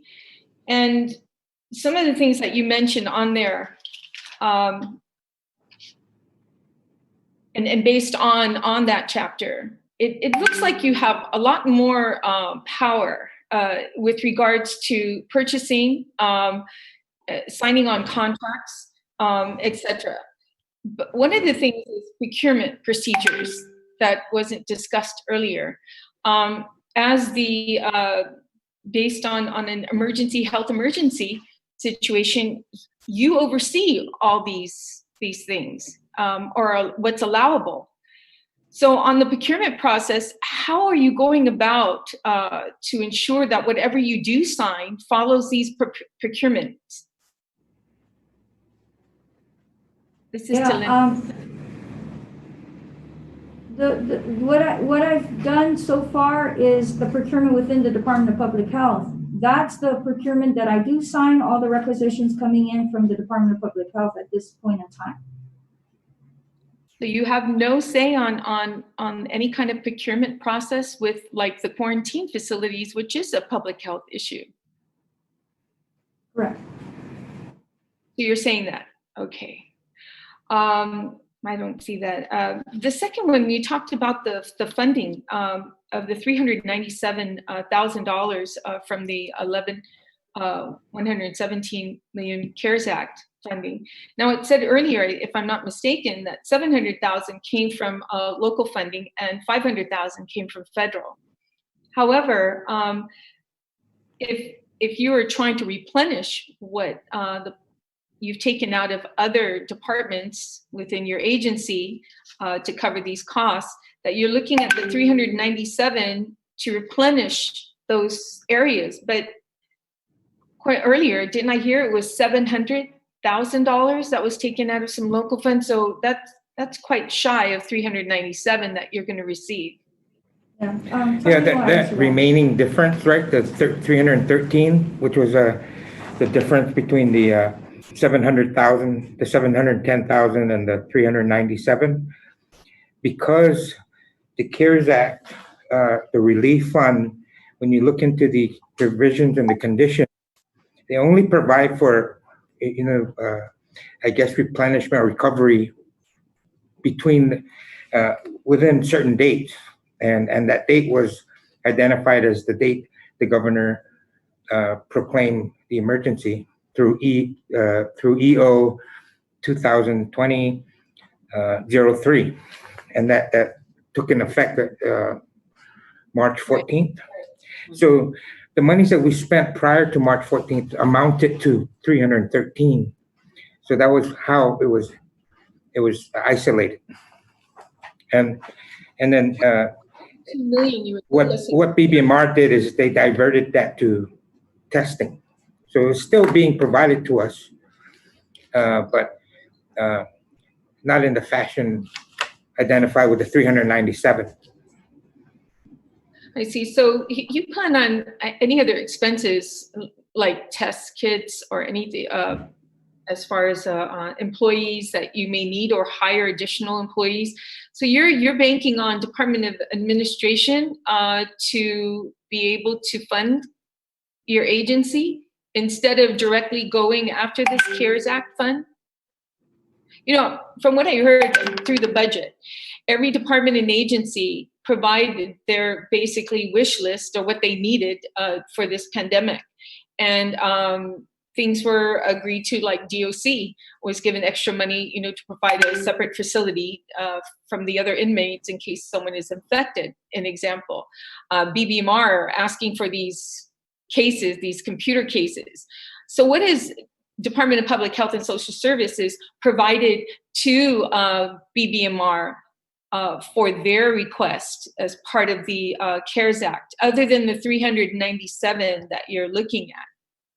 And we're not just talking about today or past expenses, But we're also talking about in the next month or so, considering there might be some testing at the airport and utilizing individuals who come, who will be able to provide those tests to them, things like that.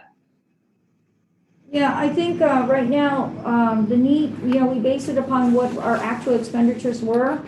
And that's where Tommy got that information as far as what we had submitted in terms of our procurement within the department. Bear in mind that when this pandemic occurred, we had to also get assistance from other agencies for nursing functions and also for courier functions. And so we were banking on getting that assistance, like through the DOE nurses and the GCC nurses, and we tried to get as many nurses as we can and in this regards, and hiring additional staff for that. So pretty much when we started that off, we started, according to Tommy, we used the local funds that we have under our program, right, Tommy? And yes, so, with the new hires of the nurses and the nursing assistants, we were able to provide through our local funds those funds for the salaries and the benefits. And to date, I've been in contact with BBMR to continue to monitor the accounts that we earmark their salaries from. So we've been monitoring it, and with the group that we have, the new hires, it should be sufficient. Because prior to hiring them, we had to put the monies in place. yeah, and then of course, we don't know what the future holds as far as how long this pandemic's going to be, and so we continue to have all these nurses that are assisting the department on top of our nurses. So we anticipate that there'll be additional personnel costs that will be definitely having to project in the future, because the length of all these costs in regards to the differential pay, and also if there is overtime pay, that has to be taken into consideration. I see. Okay, that's all I have for now. Thank you so much, Madam Chair. Thank you, Senator. Speaker, you're recognized.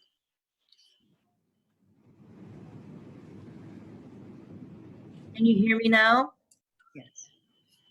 Thank you, Madam Chair. And as we look at the CARES Act allocation on 1, 2, 3, 4, 5, the continued and expanded COVID testing, if I may, this question will go out to Director DeNorsi and anyone else who can answer. I want to share that I've been informed by some of the doctors of the advisory task force that test kits would be used for surveillance to prevent a second wave. And they've shared with me that after many weeks of putting a plan together, that this plan was denied. And my question is, can you share with me why the denial after weeks of planning by some of the doctors in the community, and it being shared with the Advisory Council? Public Health had denied this measure. Yeah, that was to do some surveillance using some test kits, and those test kits were not FDA approved or EUA approved. That is emergency use authorization. And we're very, as you know, we're very strict with ensuring that these test kits are the FDA approved or EUA. And that is the reason why it was supposed to be a study with the University of Guam. And the study actually was prepared by Dr. Jana Povitsky. She's part of that medical advisory team, and Dr. Jana Magnolia. And they presented the proposal to me. And so when I looked at it, it's a bit risky, because if this machine or this testing is going to be done by not FDA approved and not EUA approved, I have already been notified that there are some test kits that may not be accurate. And the problem that I have is that What if the test comes out as a false negative? How do we ensure that that person that is false negative, meaning they're not really negative, they're positive, and they may be roaming everywhere and infecting people?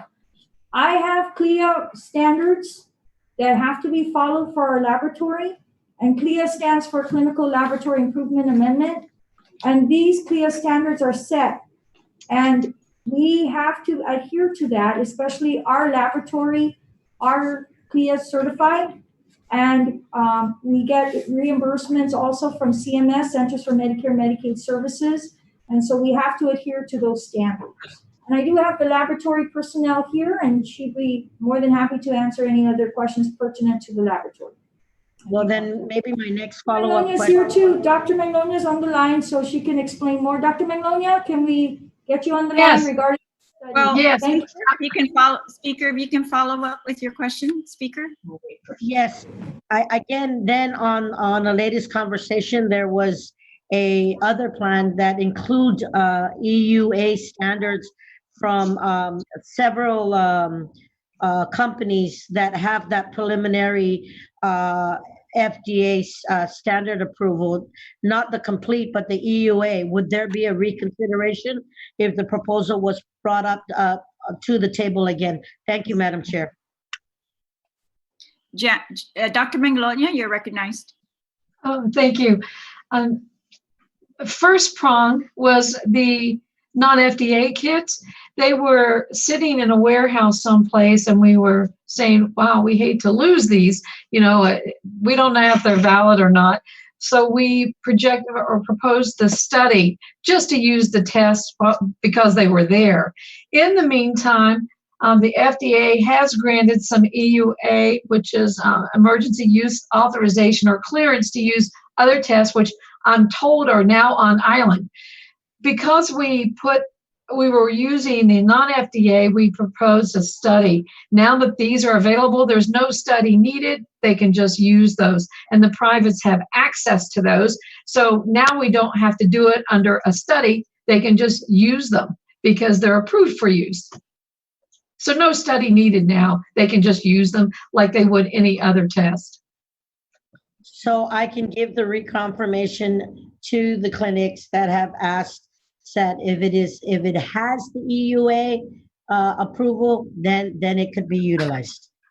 According to the Physicians Advisory Council, several tests are on island that are FDA approved under not approved, cleared and authorized under EUA, which and all those clinics are represented in that council, and so they're the ones that informed us that they had some that arrived on island. So yes, and they're good tests. Any test just looks for what you're asking. And so these tests are different than the tests that we use at Public Health. CDC is looking at commercial tests. They actually have a blood test, a serology test, which uses a special machine, but it hasn't been authorized for anything except surveillance and research. Individuals cannot avail themselves of the blood test. But these little kits, it looks like FDA's approved a couple of those.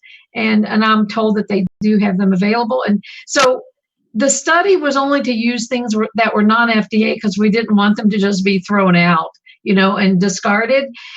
But we fully agree with the director that may raise some issues in the community if they didn't understand. So now that these are available, much better, and no study needed. Okay, thank you very much for that clarification. And Madam Chair, thank you very much for allowing me to ask my question. Thank you, Dr. Jana. Thank you. Thank you. All right. So just to, we have just a limited time available to us, about 40 more minutes. So I just want to make sure everybody understands. So we understand that Public Health has plans for continued contact tracing and testing. So we're going to talk about those in detail, and you can ask questions more about that. But so are there any other plans going forward? And we're looking at this $397,000. I guess that's not going to be used going forward. That's to reimburse you going, for past expenses. So we were looking whether there would be any expanded programs to provide additional protection for elderly, those in high risk, such as diabetics, heart disease, the homeless. Would public health be leading any programs to increase or the protection for those going forward?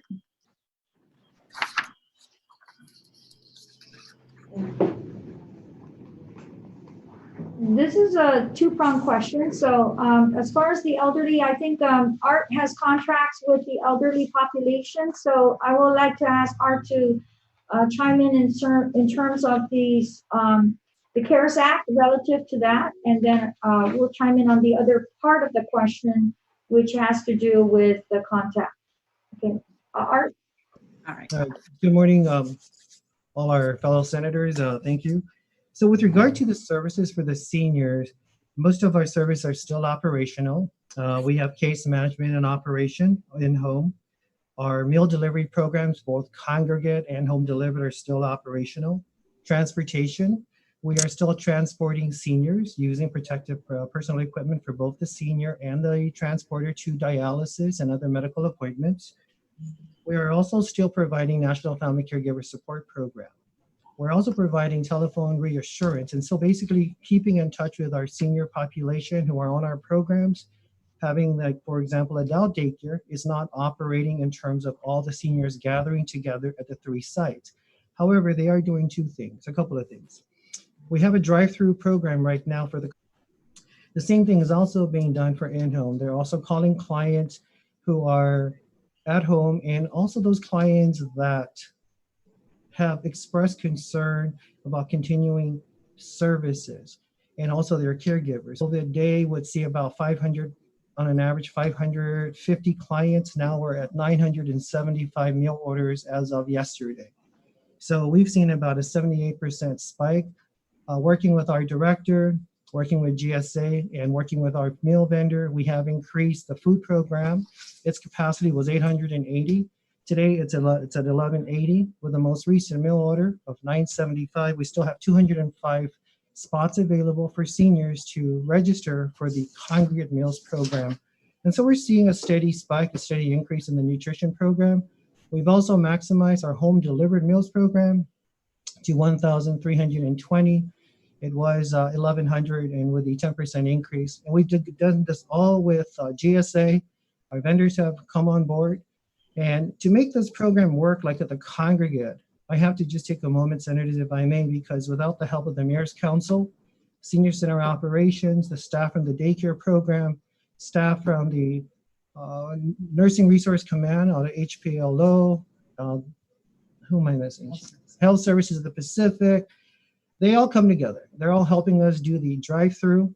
And for the seniors who have access issues to receive their lunch at the drive-through and identify, they have weekend or no family support to go to the center, or they themselves aren't able to drive, or they don't have a vehicle. We have a home-based service for them as well. So those services are all in place, some limited, of course, and we're doing what we can to ensure that we keep them safe. One of the services we started is senior services. That's in collaboration with our case management services program with Health Services of the Pacific, HSP. So if a senior calls our office or case management and says, hey, I need some help with grocery shopping, we can help them in that way. Or if they need their medications picked up. Even prior to COVID-19, we would assist seniors in very similar ways. We would go and pay their utility bills, and then we, of course, return the payment back to the seniors. So those are the services. To the director's request, we did receive monies from the COVID-19 CARES Act. We also received money from the Family First Coronavirus Response Act.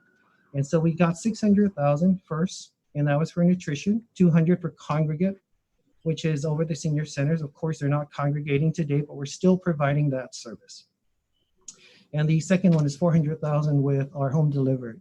So after we received those funds, the FFCRA, we then received the COVID-19 CARES Act funding. And we initially received $2 million from the CARES Act. And this is how it breaks down. So support services is one of the funding sources, and we got 500,000 for that. But this program has a multitude of programs in the support services category. They include some of the programs I mentioned: adult daycare, case management, in-home services, senior center operations, and transportation. We also received $1.2 million for nutrition services. This can be used for both congregate and home delivered. We received $250,000 for the caregiver program. We received $50,000 for the ombudsman. And more recently, just last week, we applied for a grant and we were awarded $300,000, which the director mentioned a bit earlier, for the Aging Disability Resource Center No Wrong Door grant, and that was $300,000. But again, as the director said, these funds are very specific in terms of what they can be used for in support of expanding and protecting our seniors. And the activities related to COVID-19, they cannot be used to supplant the local obligation and commitment we've already made to the programs. So we have a contract for local budget for 2020 of $971,000 for one of our contracts. We have to meet that 971. I can't use these funds to replace that. So the funds can be used. For example, we are working at different projects. One of the projects we're looking at, which unfortunately, Madam Director, I'm sorry, we don't have the data for you yet, but I will share is we're surveying the store in terms of dry goods that we can provide to the seniors because we don't know how long this whole situation is going to last. So we wanted to position ourselves so that we're able to have dry goods available for the seniors and bring that to their homes. That's one of the projects we're looking at. Yesterday, I just spoke with our HSP provider, Ruth Gurasamy. She's proposing which I just received late yesterday afternoon, early evening, a proposal for telehealth for the caregivers program.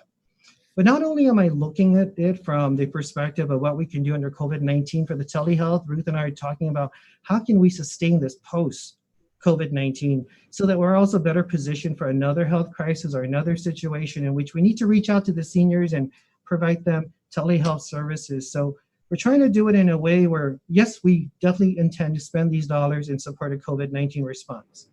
We're also trying to find a way to do it in a way that some of these activities can be more long-standing.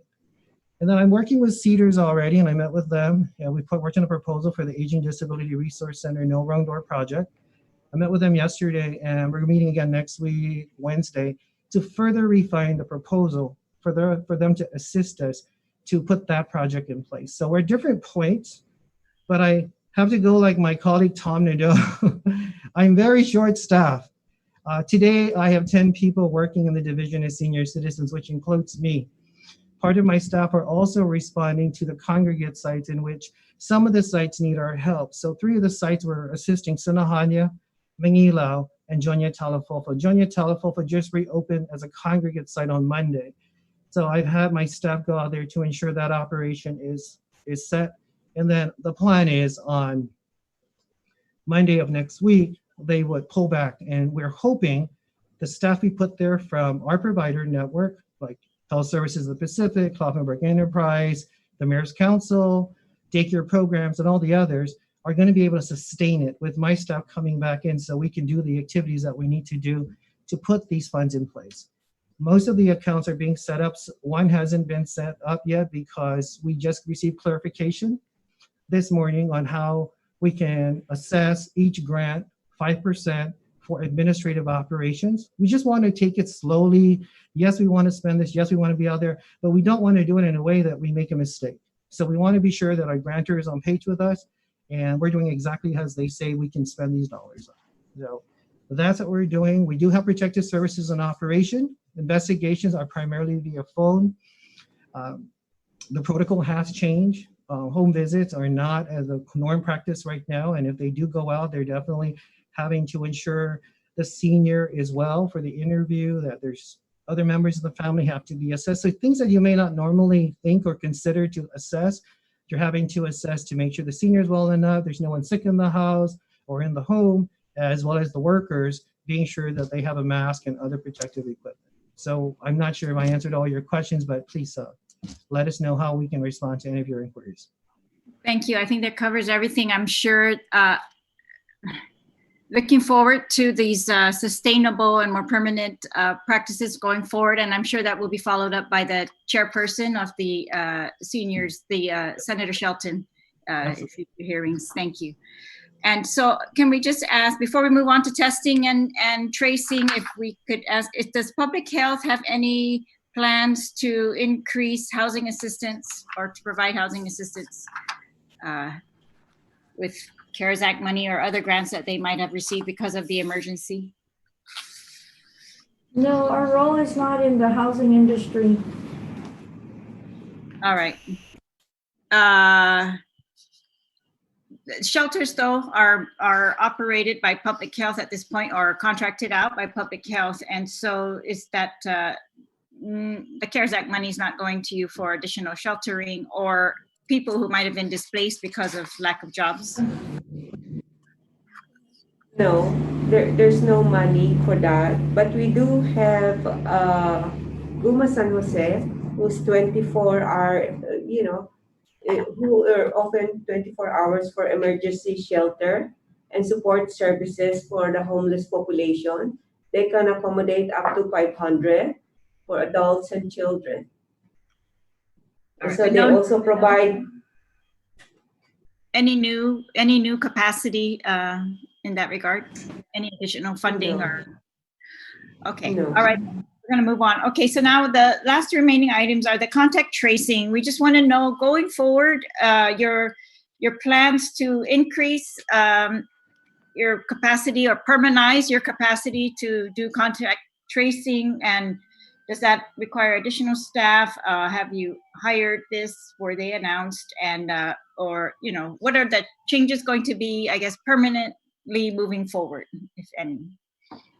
Yes, Senator, thank you for that question. I'm going to divert that question to Annette, who is our head of that unit within our incident command system. Annette, again. Thank you, Director.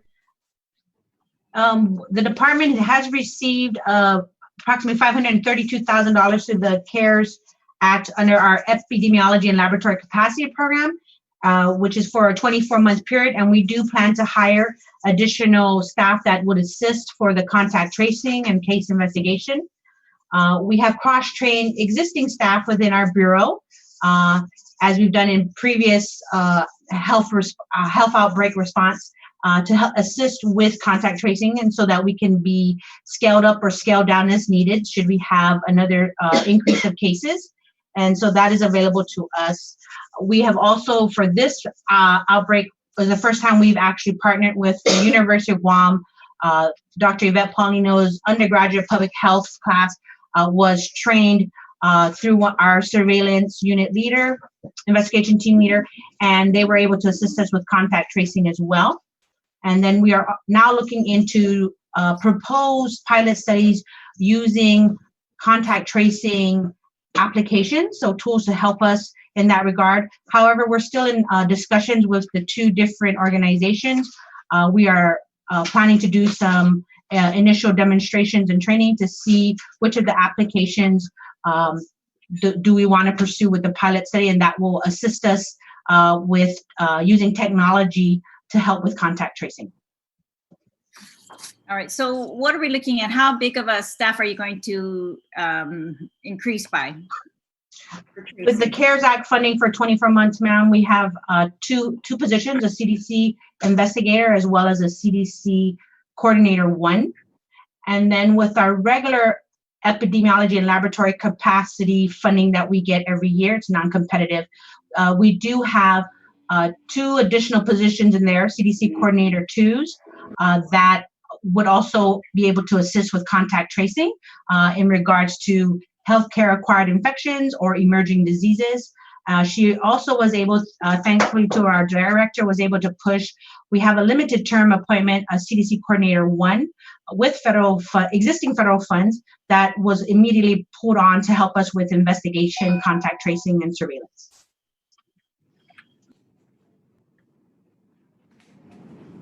All right. As to tracing, we're going to go to testing next. As to tracing, are there any questions from my colleagues? Senator Marsh, did you have a question regarding tracing, or is that testing? Well, I had put in to ask a question when they were talking about Guma San Jose. I'm sorry. Please proceed. Yeah, Yes. if I could. Okay, so this is Maasi, Madam Chair. So with Guma San Jose, you said it has a capacity to accommodate up to 500. Did I hear that correctly? 500 clients per year. They do provide services to homeless Okay, so population. when you say 500 clients per year, how many is that at a time? That depends. So, but they can accommodate 500 per year. Okay, and I had heard, I had been trying to help some constituents, and I had tried to connect them to Guma San Jose. I heard that the policy right now is that it's closed from absorbing any more intake. Is that correct, that the public health has closed it from any new intake in order to contain COVID-19? Is that understanding correct? No, our staff was able to communicate with them. But depending if they're full for that particular day, then definitely they cannot. But they do provide shelters, food transportation, and they assist the client. Okay, well, I'll follow up on that again because I had heard a couple of times that they had been told not to accept anymore. So it's good to hear that it's still able to accept if it's not full for the day. So Our staff was able to talk to them, but I will verify again. Yeah. Situus Masi, yes, it's an important service, and I don't mean to have missed it. Is there any ability to expand it while we're trying to deal with the homeless population right now?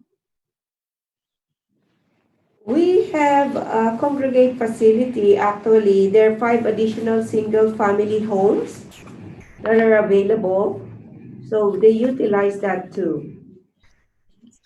Senator, if I may, I think we've established earlier that there is no addition, their public health is not handling any additional funding for increased housing assistance at this time from CARES Act or other funds. That's kind of. I believe they also do things like allow families to sleep in their cars in the parking lot and things like that. So I just was wondering if there was any expansion at all. But Situus Masi, Chair, for letting me ask those questions. All right, yeah, we could get into the existing capacities and existing programs in a different hearing, but yeah, so the understanding is there is no additional capacity being brought on by public health at this time. All right, so back to tracing before we move on to testing. Can you just confirm with your current or your new capacity for tracing, how quick will you be able to make contact with contacts of the public, the positive cases? What is your turnaround time for like a contact tracing? Annette can talk about it and I'll chime in. Thank you, ma'am. The average time is 1 to 2 days. Now that we initially started with 12 staff and then we were able to expand with additional support to 17. So at the onset of the outbreak, we had several of the new positive cases that had large number of contacts. And so that's why we had to expand and have additional staff brought on board. In the concern that initially they've heard some days where it took about 4 days for contact tracing, that just depended on the whereabouts the confirmed case went during their infectious period. And so that our staff would follow up. But on average, it's 1 to 2 days that we will complete the contact tracing. If it's a large population that we deal with or numerous locations with a higher number of individuals possibly exposed, we will pull in additional staff to assist to ensure that the case investigation contact tracing is done in a timely manner. All right, and then we have, just to be very clear, just if you could reiterate, everyone who has, who a positive case identifies will be contacted by public health and informed that they were in contact with a positive case. Is that correct? Yes, ma'am. We do interview the index case, the confirmed case, and we ask not only household, work, any community events or settings that you've attended during your infectious period. Then we will make contact with representatives from those different locations. And again, we have to delve in deeper to see time frame, dates. Just because an individual said they went to a location doesn't mean for the entire day, ma'am. Okay. And what about contacts of contacts? Are they notified also? No, ma'am. We follow the CDC guidance. Contacts of contacts are considered very low risk, and so they are not followed up. We concentrate on the identified close contacts. All right. Okay. Thank you. All right. We're going to now go into testing.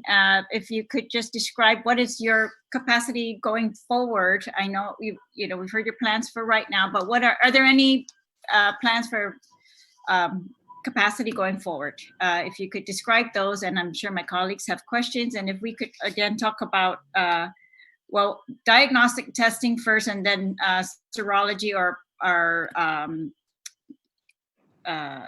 other types of testing afterward. Okay, I'd like to start off with the laboratory, and Shir can give some information on that, and then I'll chime in. Go ahead. Hi, good morning.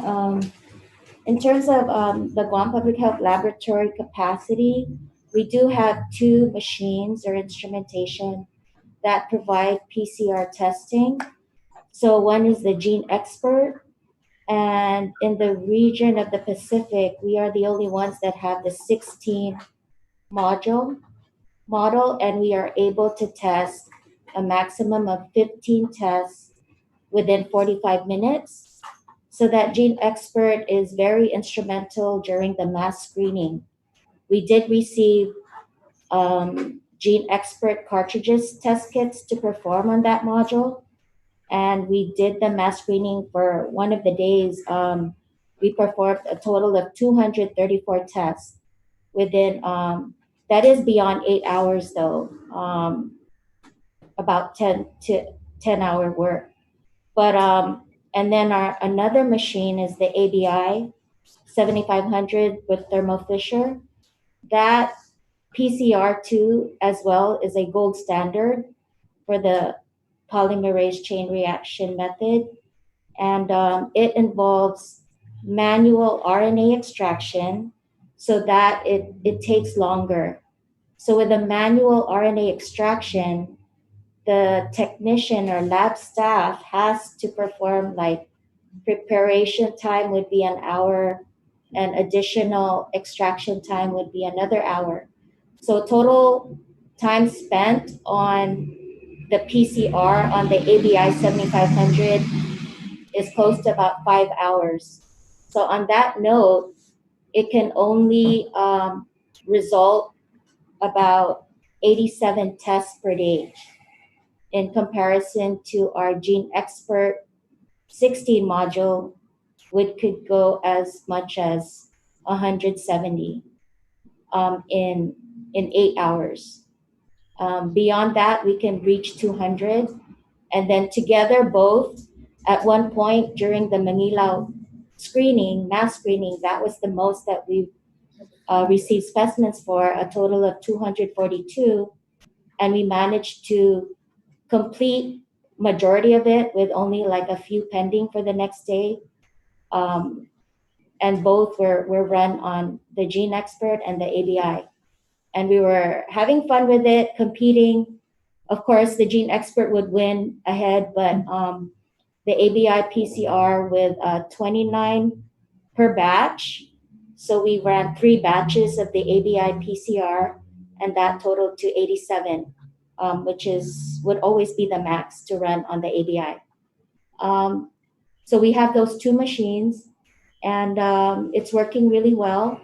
We order our supply test kits, the 2019 nCoV panel diagnostic test kit, directly from CDC, called an IRR, International Reagent Resource.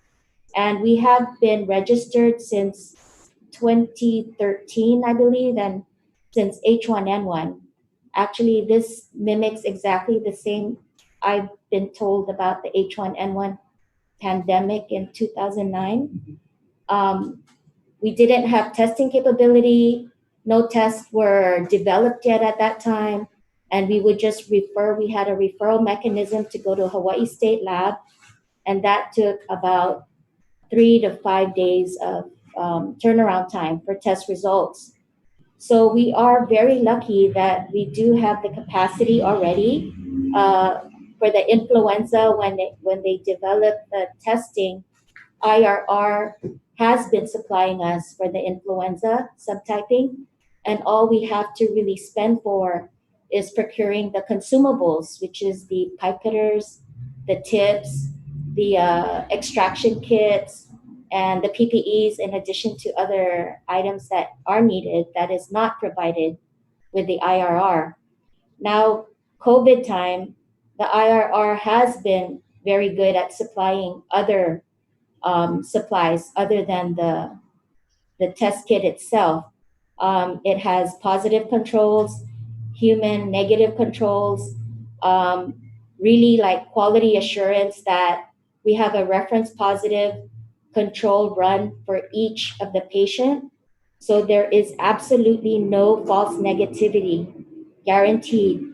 Public Health Lab, we've been in constant communication with our CLIA inspector, Leah Ferrer. Weekly, we have weekly calls. I've been in touch with vendors directly, Kyogen, Sarah Care, Cepheid, direct manufacturers, Thermo Fisher. The problem with them not being able, of course, our local protocol is to first, local vendors, but our direct manufacturing collaboration and meeting and Zoom meetings, they did give us a quote, a special price across the states for the Association of Public Health Laboratory, which we are also a member of since I've been working there, like since 2010 or even before that. So the Associations of Public Health Laboratory, we are lucky too that Guam is a part of. SaiPan is also a part of that association. But in terms of, the testing, they do provide weekly guidance on the Abbott ID now that we just were even given by the IRR through Hawaii Distribution, Dr. Brostrom. So we're pretty much well stocked with supply. It's just the shipping is a delay. So we are supposed to have a allocated weekly shipment, but the shipment being delayed is what causes our low counts in testing. We use up testing like last night, and then this morning our count is about 100 left for the ABI and a low count of 67 for the expert cartridges test. But I don't think that would be a reason to stop testing. We have Diagnostic Lab Services as a private lab, and it's very convenient that we're just across the street, and they are willing to also work beyond the 8 hours. And just for the community and the COVID testing, they have been tirelessly working as well, because I told them that, governor and our director would like these results, at the latest 9 p.m. And they do continue to work till midnight. Their capacity is a bit slower than ours, surprisingly. Their BD Max can only produce 24 results in like 3 hours. I think they only can produce 12 sample testing in 1.5 hour. And that includes from specimen processing to their reporting. So they're extremely, surprisingly, Public Health Lab is faster with the 2 machines, of course. And then the other laboratories on island also have that capacity. The Guam Regional Medical City had started their BD Max as well. since the 1st of May. And then GMH has been doing their direct swab procedure protocol for the Abbott ID Now. And we've been testing their Abbott ID Now, some negatives. I mean, at the most, I think physicians want both tests. They would order Abbott ID in the ER, and they want the PCR as well. So we've proven on Guam that the tests do, the Abbott ID is great sensitivity.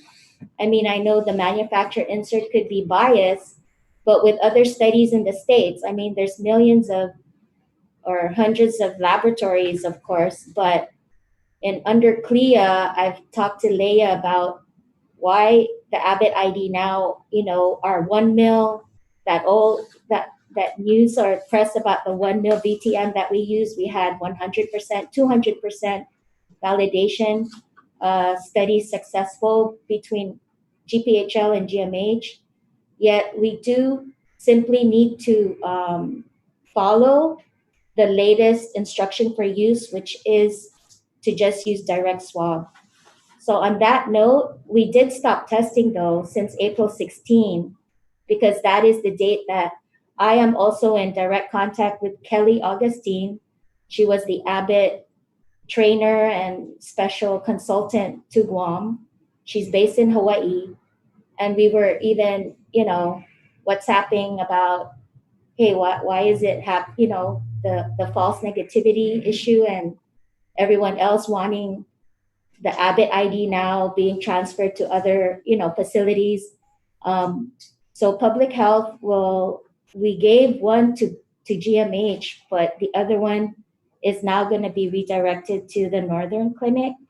So I think that would be a more... Yeah, and in line with that, Senator, the reason why we're redirecting it to the Northern Health Center is because the Northern Region Community Health Center is the second in line with the most testing for COVID-19. So it makes a lot of sense to take the machine that is currently, the Abbott ID Now, that's currently in the laboratory at Public Health, and moving it directly to the Northern Region Community Health Center, since a lot of our nurses do the swabbing right there on the spot.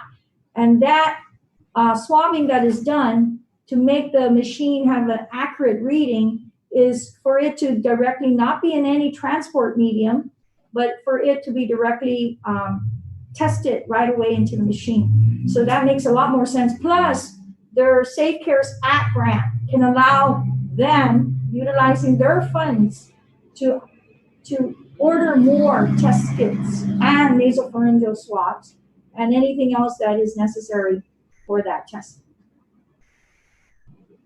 All right, thank you. If I could just then have you recap when we're open up on PCOR 2, PCOR 3, as we move forward, do you expect an increased trajectory of cases?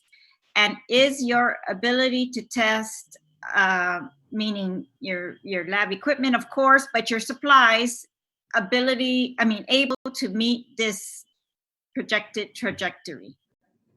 What we're looking at, Senator, with regards to that question is we're expecting more test kits, as our laboratory administrator has mentioned, and we have the scheduling of when those additional test kits. So we're looking at about close to 5,000 more tests arriving. And on top of that, we're also looking at possible coordinated activities and also integration of collaboration, not only with just that, but with another company that would assist us in our movement for possibility of additional testing. And we're still in discussions. We're still trying to coordinate that effort. And that particular organization is from the UCSF, that we're also collaborating with the University of Guam to do also contact tracing and also increasing the capacity to have more testing done. And they also are willing to provide us 2 additional Roche machines, which are PCR, that's polymerase chain reaction machines, and it's also EUA approved.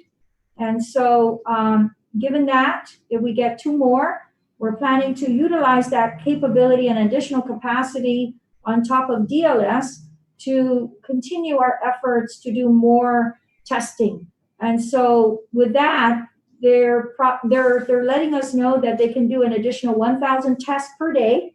And if they do it for over a series of possibly 100 days, that we can test about 100,000.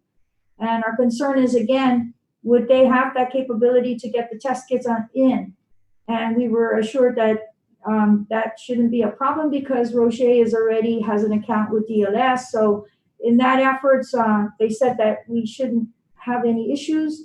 And so we're working along with the governor's recovery team and putting that all together and fine-tuning that so that we can get a memorandum of agreement in place and move forward in that regards, and also working with the University of Guam. We're also looking at other use of technology other than that, and the two other technology that we're trying to do in line with contract tracing, I just wanted to add that, was we have a procurement already with Emocha. We use already Emocha for our TB patients. So this system is very well designed to actually do directly observed therapy so that the patient can be at their home. They can show you their medication on a device, their computer, and you have that app to see it on your computer as well. Chima is from the TB program, so he can be more specific, and he'll chime in after I'm done. And what it does is it allows us, instead of us looking and going to visit the patient at their homes, we're able to see that everything they're doing in taking their TB medication, that is what we call direct observed therapy. So to ensure that they're taking their medication and they don't stop it and then become more resistant to TB. And so Emocha is already a definite application that we're using already, and we have procured in our public health purchase orders system, in our public health capability of requisition that is now a purchase order through GSA. We're able to now use Emocha even in greater detail for the COVID-19, and Shima can explain that further. Before I do, the other device that we're also looking into is a device called Safe Places that Dr. Thane Hancock had heard about. And he heard about it through, of course, his affiliation with US CDC. It's a free software that they're providing, and it's an open source type of software that other states can also join in. It's developed by the Massachusetts Institute of Technology, and we're working in trying to get this in place. We're trying to get our OTEC individual to of course, be more familiar with it and provide the application and downloading it and showing us how it works. And we're in that process right now of getting an MOU in place. So we have two things that we're working on, as I mentioned earlier. And so once we get all that, we can move forward and identifying and doing better contact tracing and also testing. So I'd like Chima to talk to you a little bit more if you're interested about the Emocha. Chima?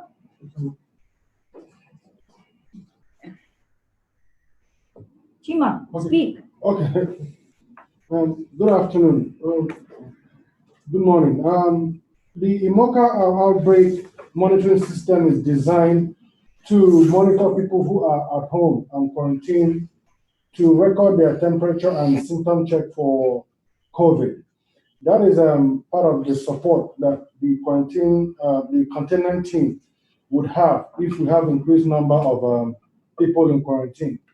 It is designed in a way that the public health staff the public health staff would have access to the video of the individual in their home when they record their temperatures, and also click on the symptoms that they identify that they have. That will prompt the public health staff to notify them to go to their physician to go get tested. So if you're in contact to a case, we can also monitor you at home when you're in quarantine and use that as a referral method if you need testing. So that's part of the support that the technology will contribute to monitoring contacts to positive patients. All right, thank you, Chima. Thank you, Director, and thank you to the lab director. Could you please state your name for the record, please? And I think you wanted, yeah. Oh, Laboratory Administrator Anne-Marie Santos. Laboratory Administrator. Thank you, Ms. Santos. All right, and so then with the grants that you've received from different sources, Safe Cares and some of the other programs that you've described, plus the 313,000 allocated in this CARES Act funding budget by BBMR, you're pretty much saying, Director, that you've got enough to handle the anticipated increase in testing that might be needed as we open to the different levels of businesses. If we get all these businesses in line with the capability of having them on board, as I mentioned, that part with the recovery that we're putting together with the University of Guam and also the UCSF folks that are in this process, we're going to get some support in regards to the testing. As far as do we have more money? With the COVID response, I like to emphasize that, nurses are still being used by the Department of Public Health in regards to assisting us. And so I don't have a projection as far as how long this is going to take in terms of recovery, but my concern is that the nurses and the staff continually get paid. I don't know if they're entitled to overtime. I know that non-exempted employees are entitled based upon the executive order. My concern is those that are also exempted and the other employees that are nursing staff that are exempted, that they be compensated as well, and the other staff as well. And then there's that issue of overtime. Is it applicable for our staff and the other agencies that are assisting the Department of Public Health in this COVID response? So those are the questions that I am concerned about, because when people work, they should be compensated. All right. Okay, we are getting to the end of this program, and so I want to very quickly allow my colleagues to ask some questions. I'm sorry, I apologize for the amount of time we have left, but Dr. Mangalonia, did you want to quickly clarify an earlier comment?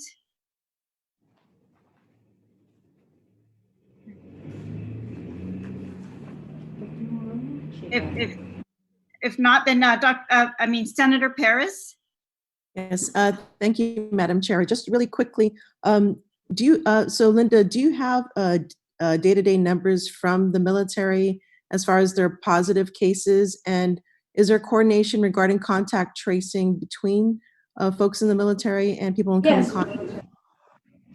Yes, with the exception of Theodore Roosevelt, we don't deal with that. But yes, if anybody's in the military base, they live on Guam, they're stationed on Guam, or they have family members that live on Guam, absolutely, those numbers should be reported to our Department of Public Health. All testing for the military is done through Department of Defense, through a research laboratory in San Diego. They get that testing, and then that test result comes to our department, and it is included in our numbers. And yes, we do contact tracing and follow up. If it's a active military personnel that tests positive, the Navy or the military will take care of their people. But if it's anyone that has close contact with this positive military individual, then we will find out who we will re-investigate it, especially if that contact lives outside the base or is a contractor or what have you. Then the Department of Public Health comes in and assesses and does test all individuals involved in contact with that particular positive individual that is in the military. So yes, we do that, and we ensure that they are all tested. Okay, that's great. So regarding the military buffer between the Theodore Roosevelt patients that were in quarantine, so there wasn't any contact tracing done at that point. Is that correct? Not with the Theodore Roosevelt. We had nothing to do with it. Any time it's with Theodore Roosevelt, it was exclusively done by the military. Okay. All right. Sorry, one more question, if I may, Madam Chair. So how many persons have been tested to date on Guam? Yes, I have that information. As far as to date, we have 2,477 tests that have been performed, but if you ask just individuals, 2,293. So some of these tests are, repeats, reruns, follow-up testing, and so forth. And that's the data that we have currently from our data. Thank you. Senator? Thank you. Senator Titlery, you're recognized. And then Senator Moreland and Thank you, Madam Chair. Just real quick, how long does it take to give the results to someone who has taken the test? The results, anywhere between 24 to 48 hours. We like to say, it could go at about that time. Usually we've been responding within 24 to 48 hours. There was a comment Linda made earlier about a testing down at FBLG where they gave her the test, and the next day nobody called her, and so she was still waiting around. Is it a process for public health, whether it's negative or positive, to call that individual after taking a test, whether it's at a clinic, at one of the drive-thrus or anything like that, they will be contacted with the results within how much time? Yeah, for anyone that gets tested, we at the laboratory, our staff do not provide any test results to anybody. The test result goes directly to the physician from our lab. The physician is notified. From the physician, then the patient is notified. This is to ensure that we are in line with that. Now, when it goes to the outreach, we have the outreaches done. With the outreach, like what I'm talking about is like the one we did at Estumbo, the one we did at Manilao Senior Center, Agate Senior Center, and so forth. Because it's an outreach, we identify which community health center that those results will go through. It usually goes to Northern Region Community Center if it's up in north, or Southern if it's at the southern end of the island. And so the Southern staff or the Northern Community Center provider will have the nurses or the provider contact the patient to notify them. I have Kathleen that can be in greater detail as far as the length of time. Kathleen, would you like to comment on that? Just for the sake of time, how long does it take from the time from all these outreach? How long does it take for them to get the result? This is Annette. May I answer? Again, it is normally 24 to 48 hours, as the director mentioned. However, if a result comes back inconclusive or needs to be rerun, and it's the last batch of the day, our staff would have to wait till the next day to repeat that testing for that inconclusive or test that comes back for need for rerun. And so again, that would delay in telling the individual until either later that night. We are also mindful that our staff are getting results out 9 p.m. to 10 p.m. We still have to relay that to the ordering physician. And then again, it's late at night, to be mindful and respectful of people's time, that we wait until the next morning and the ordering physician will call.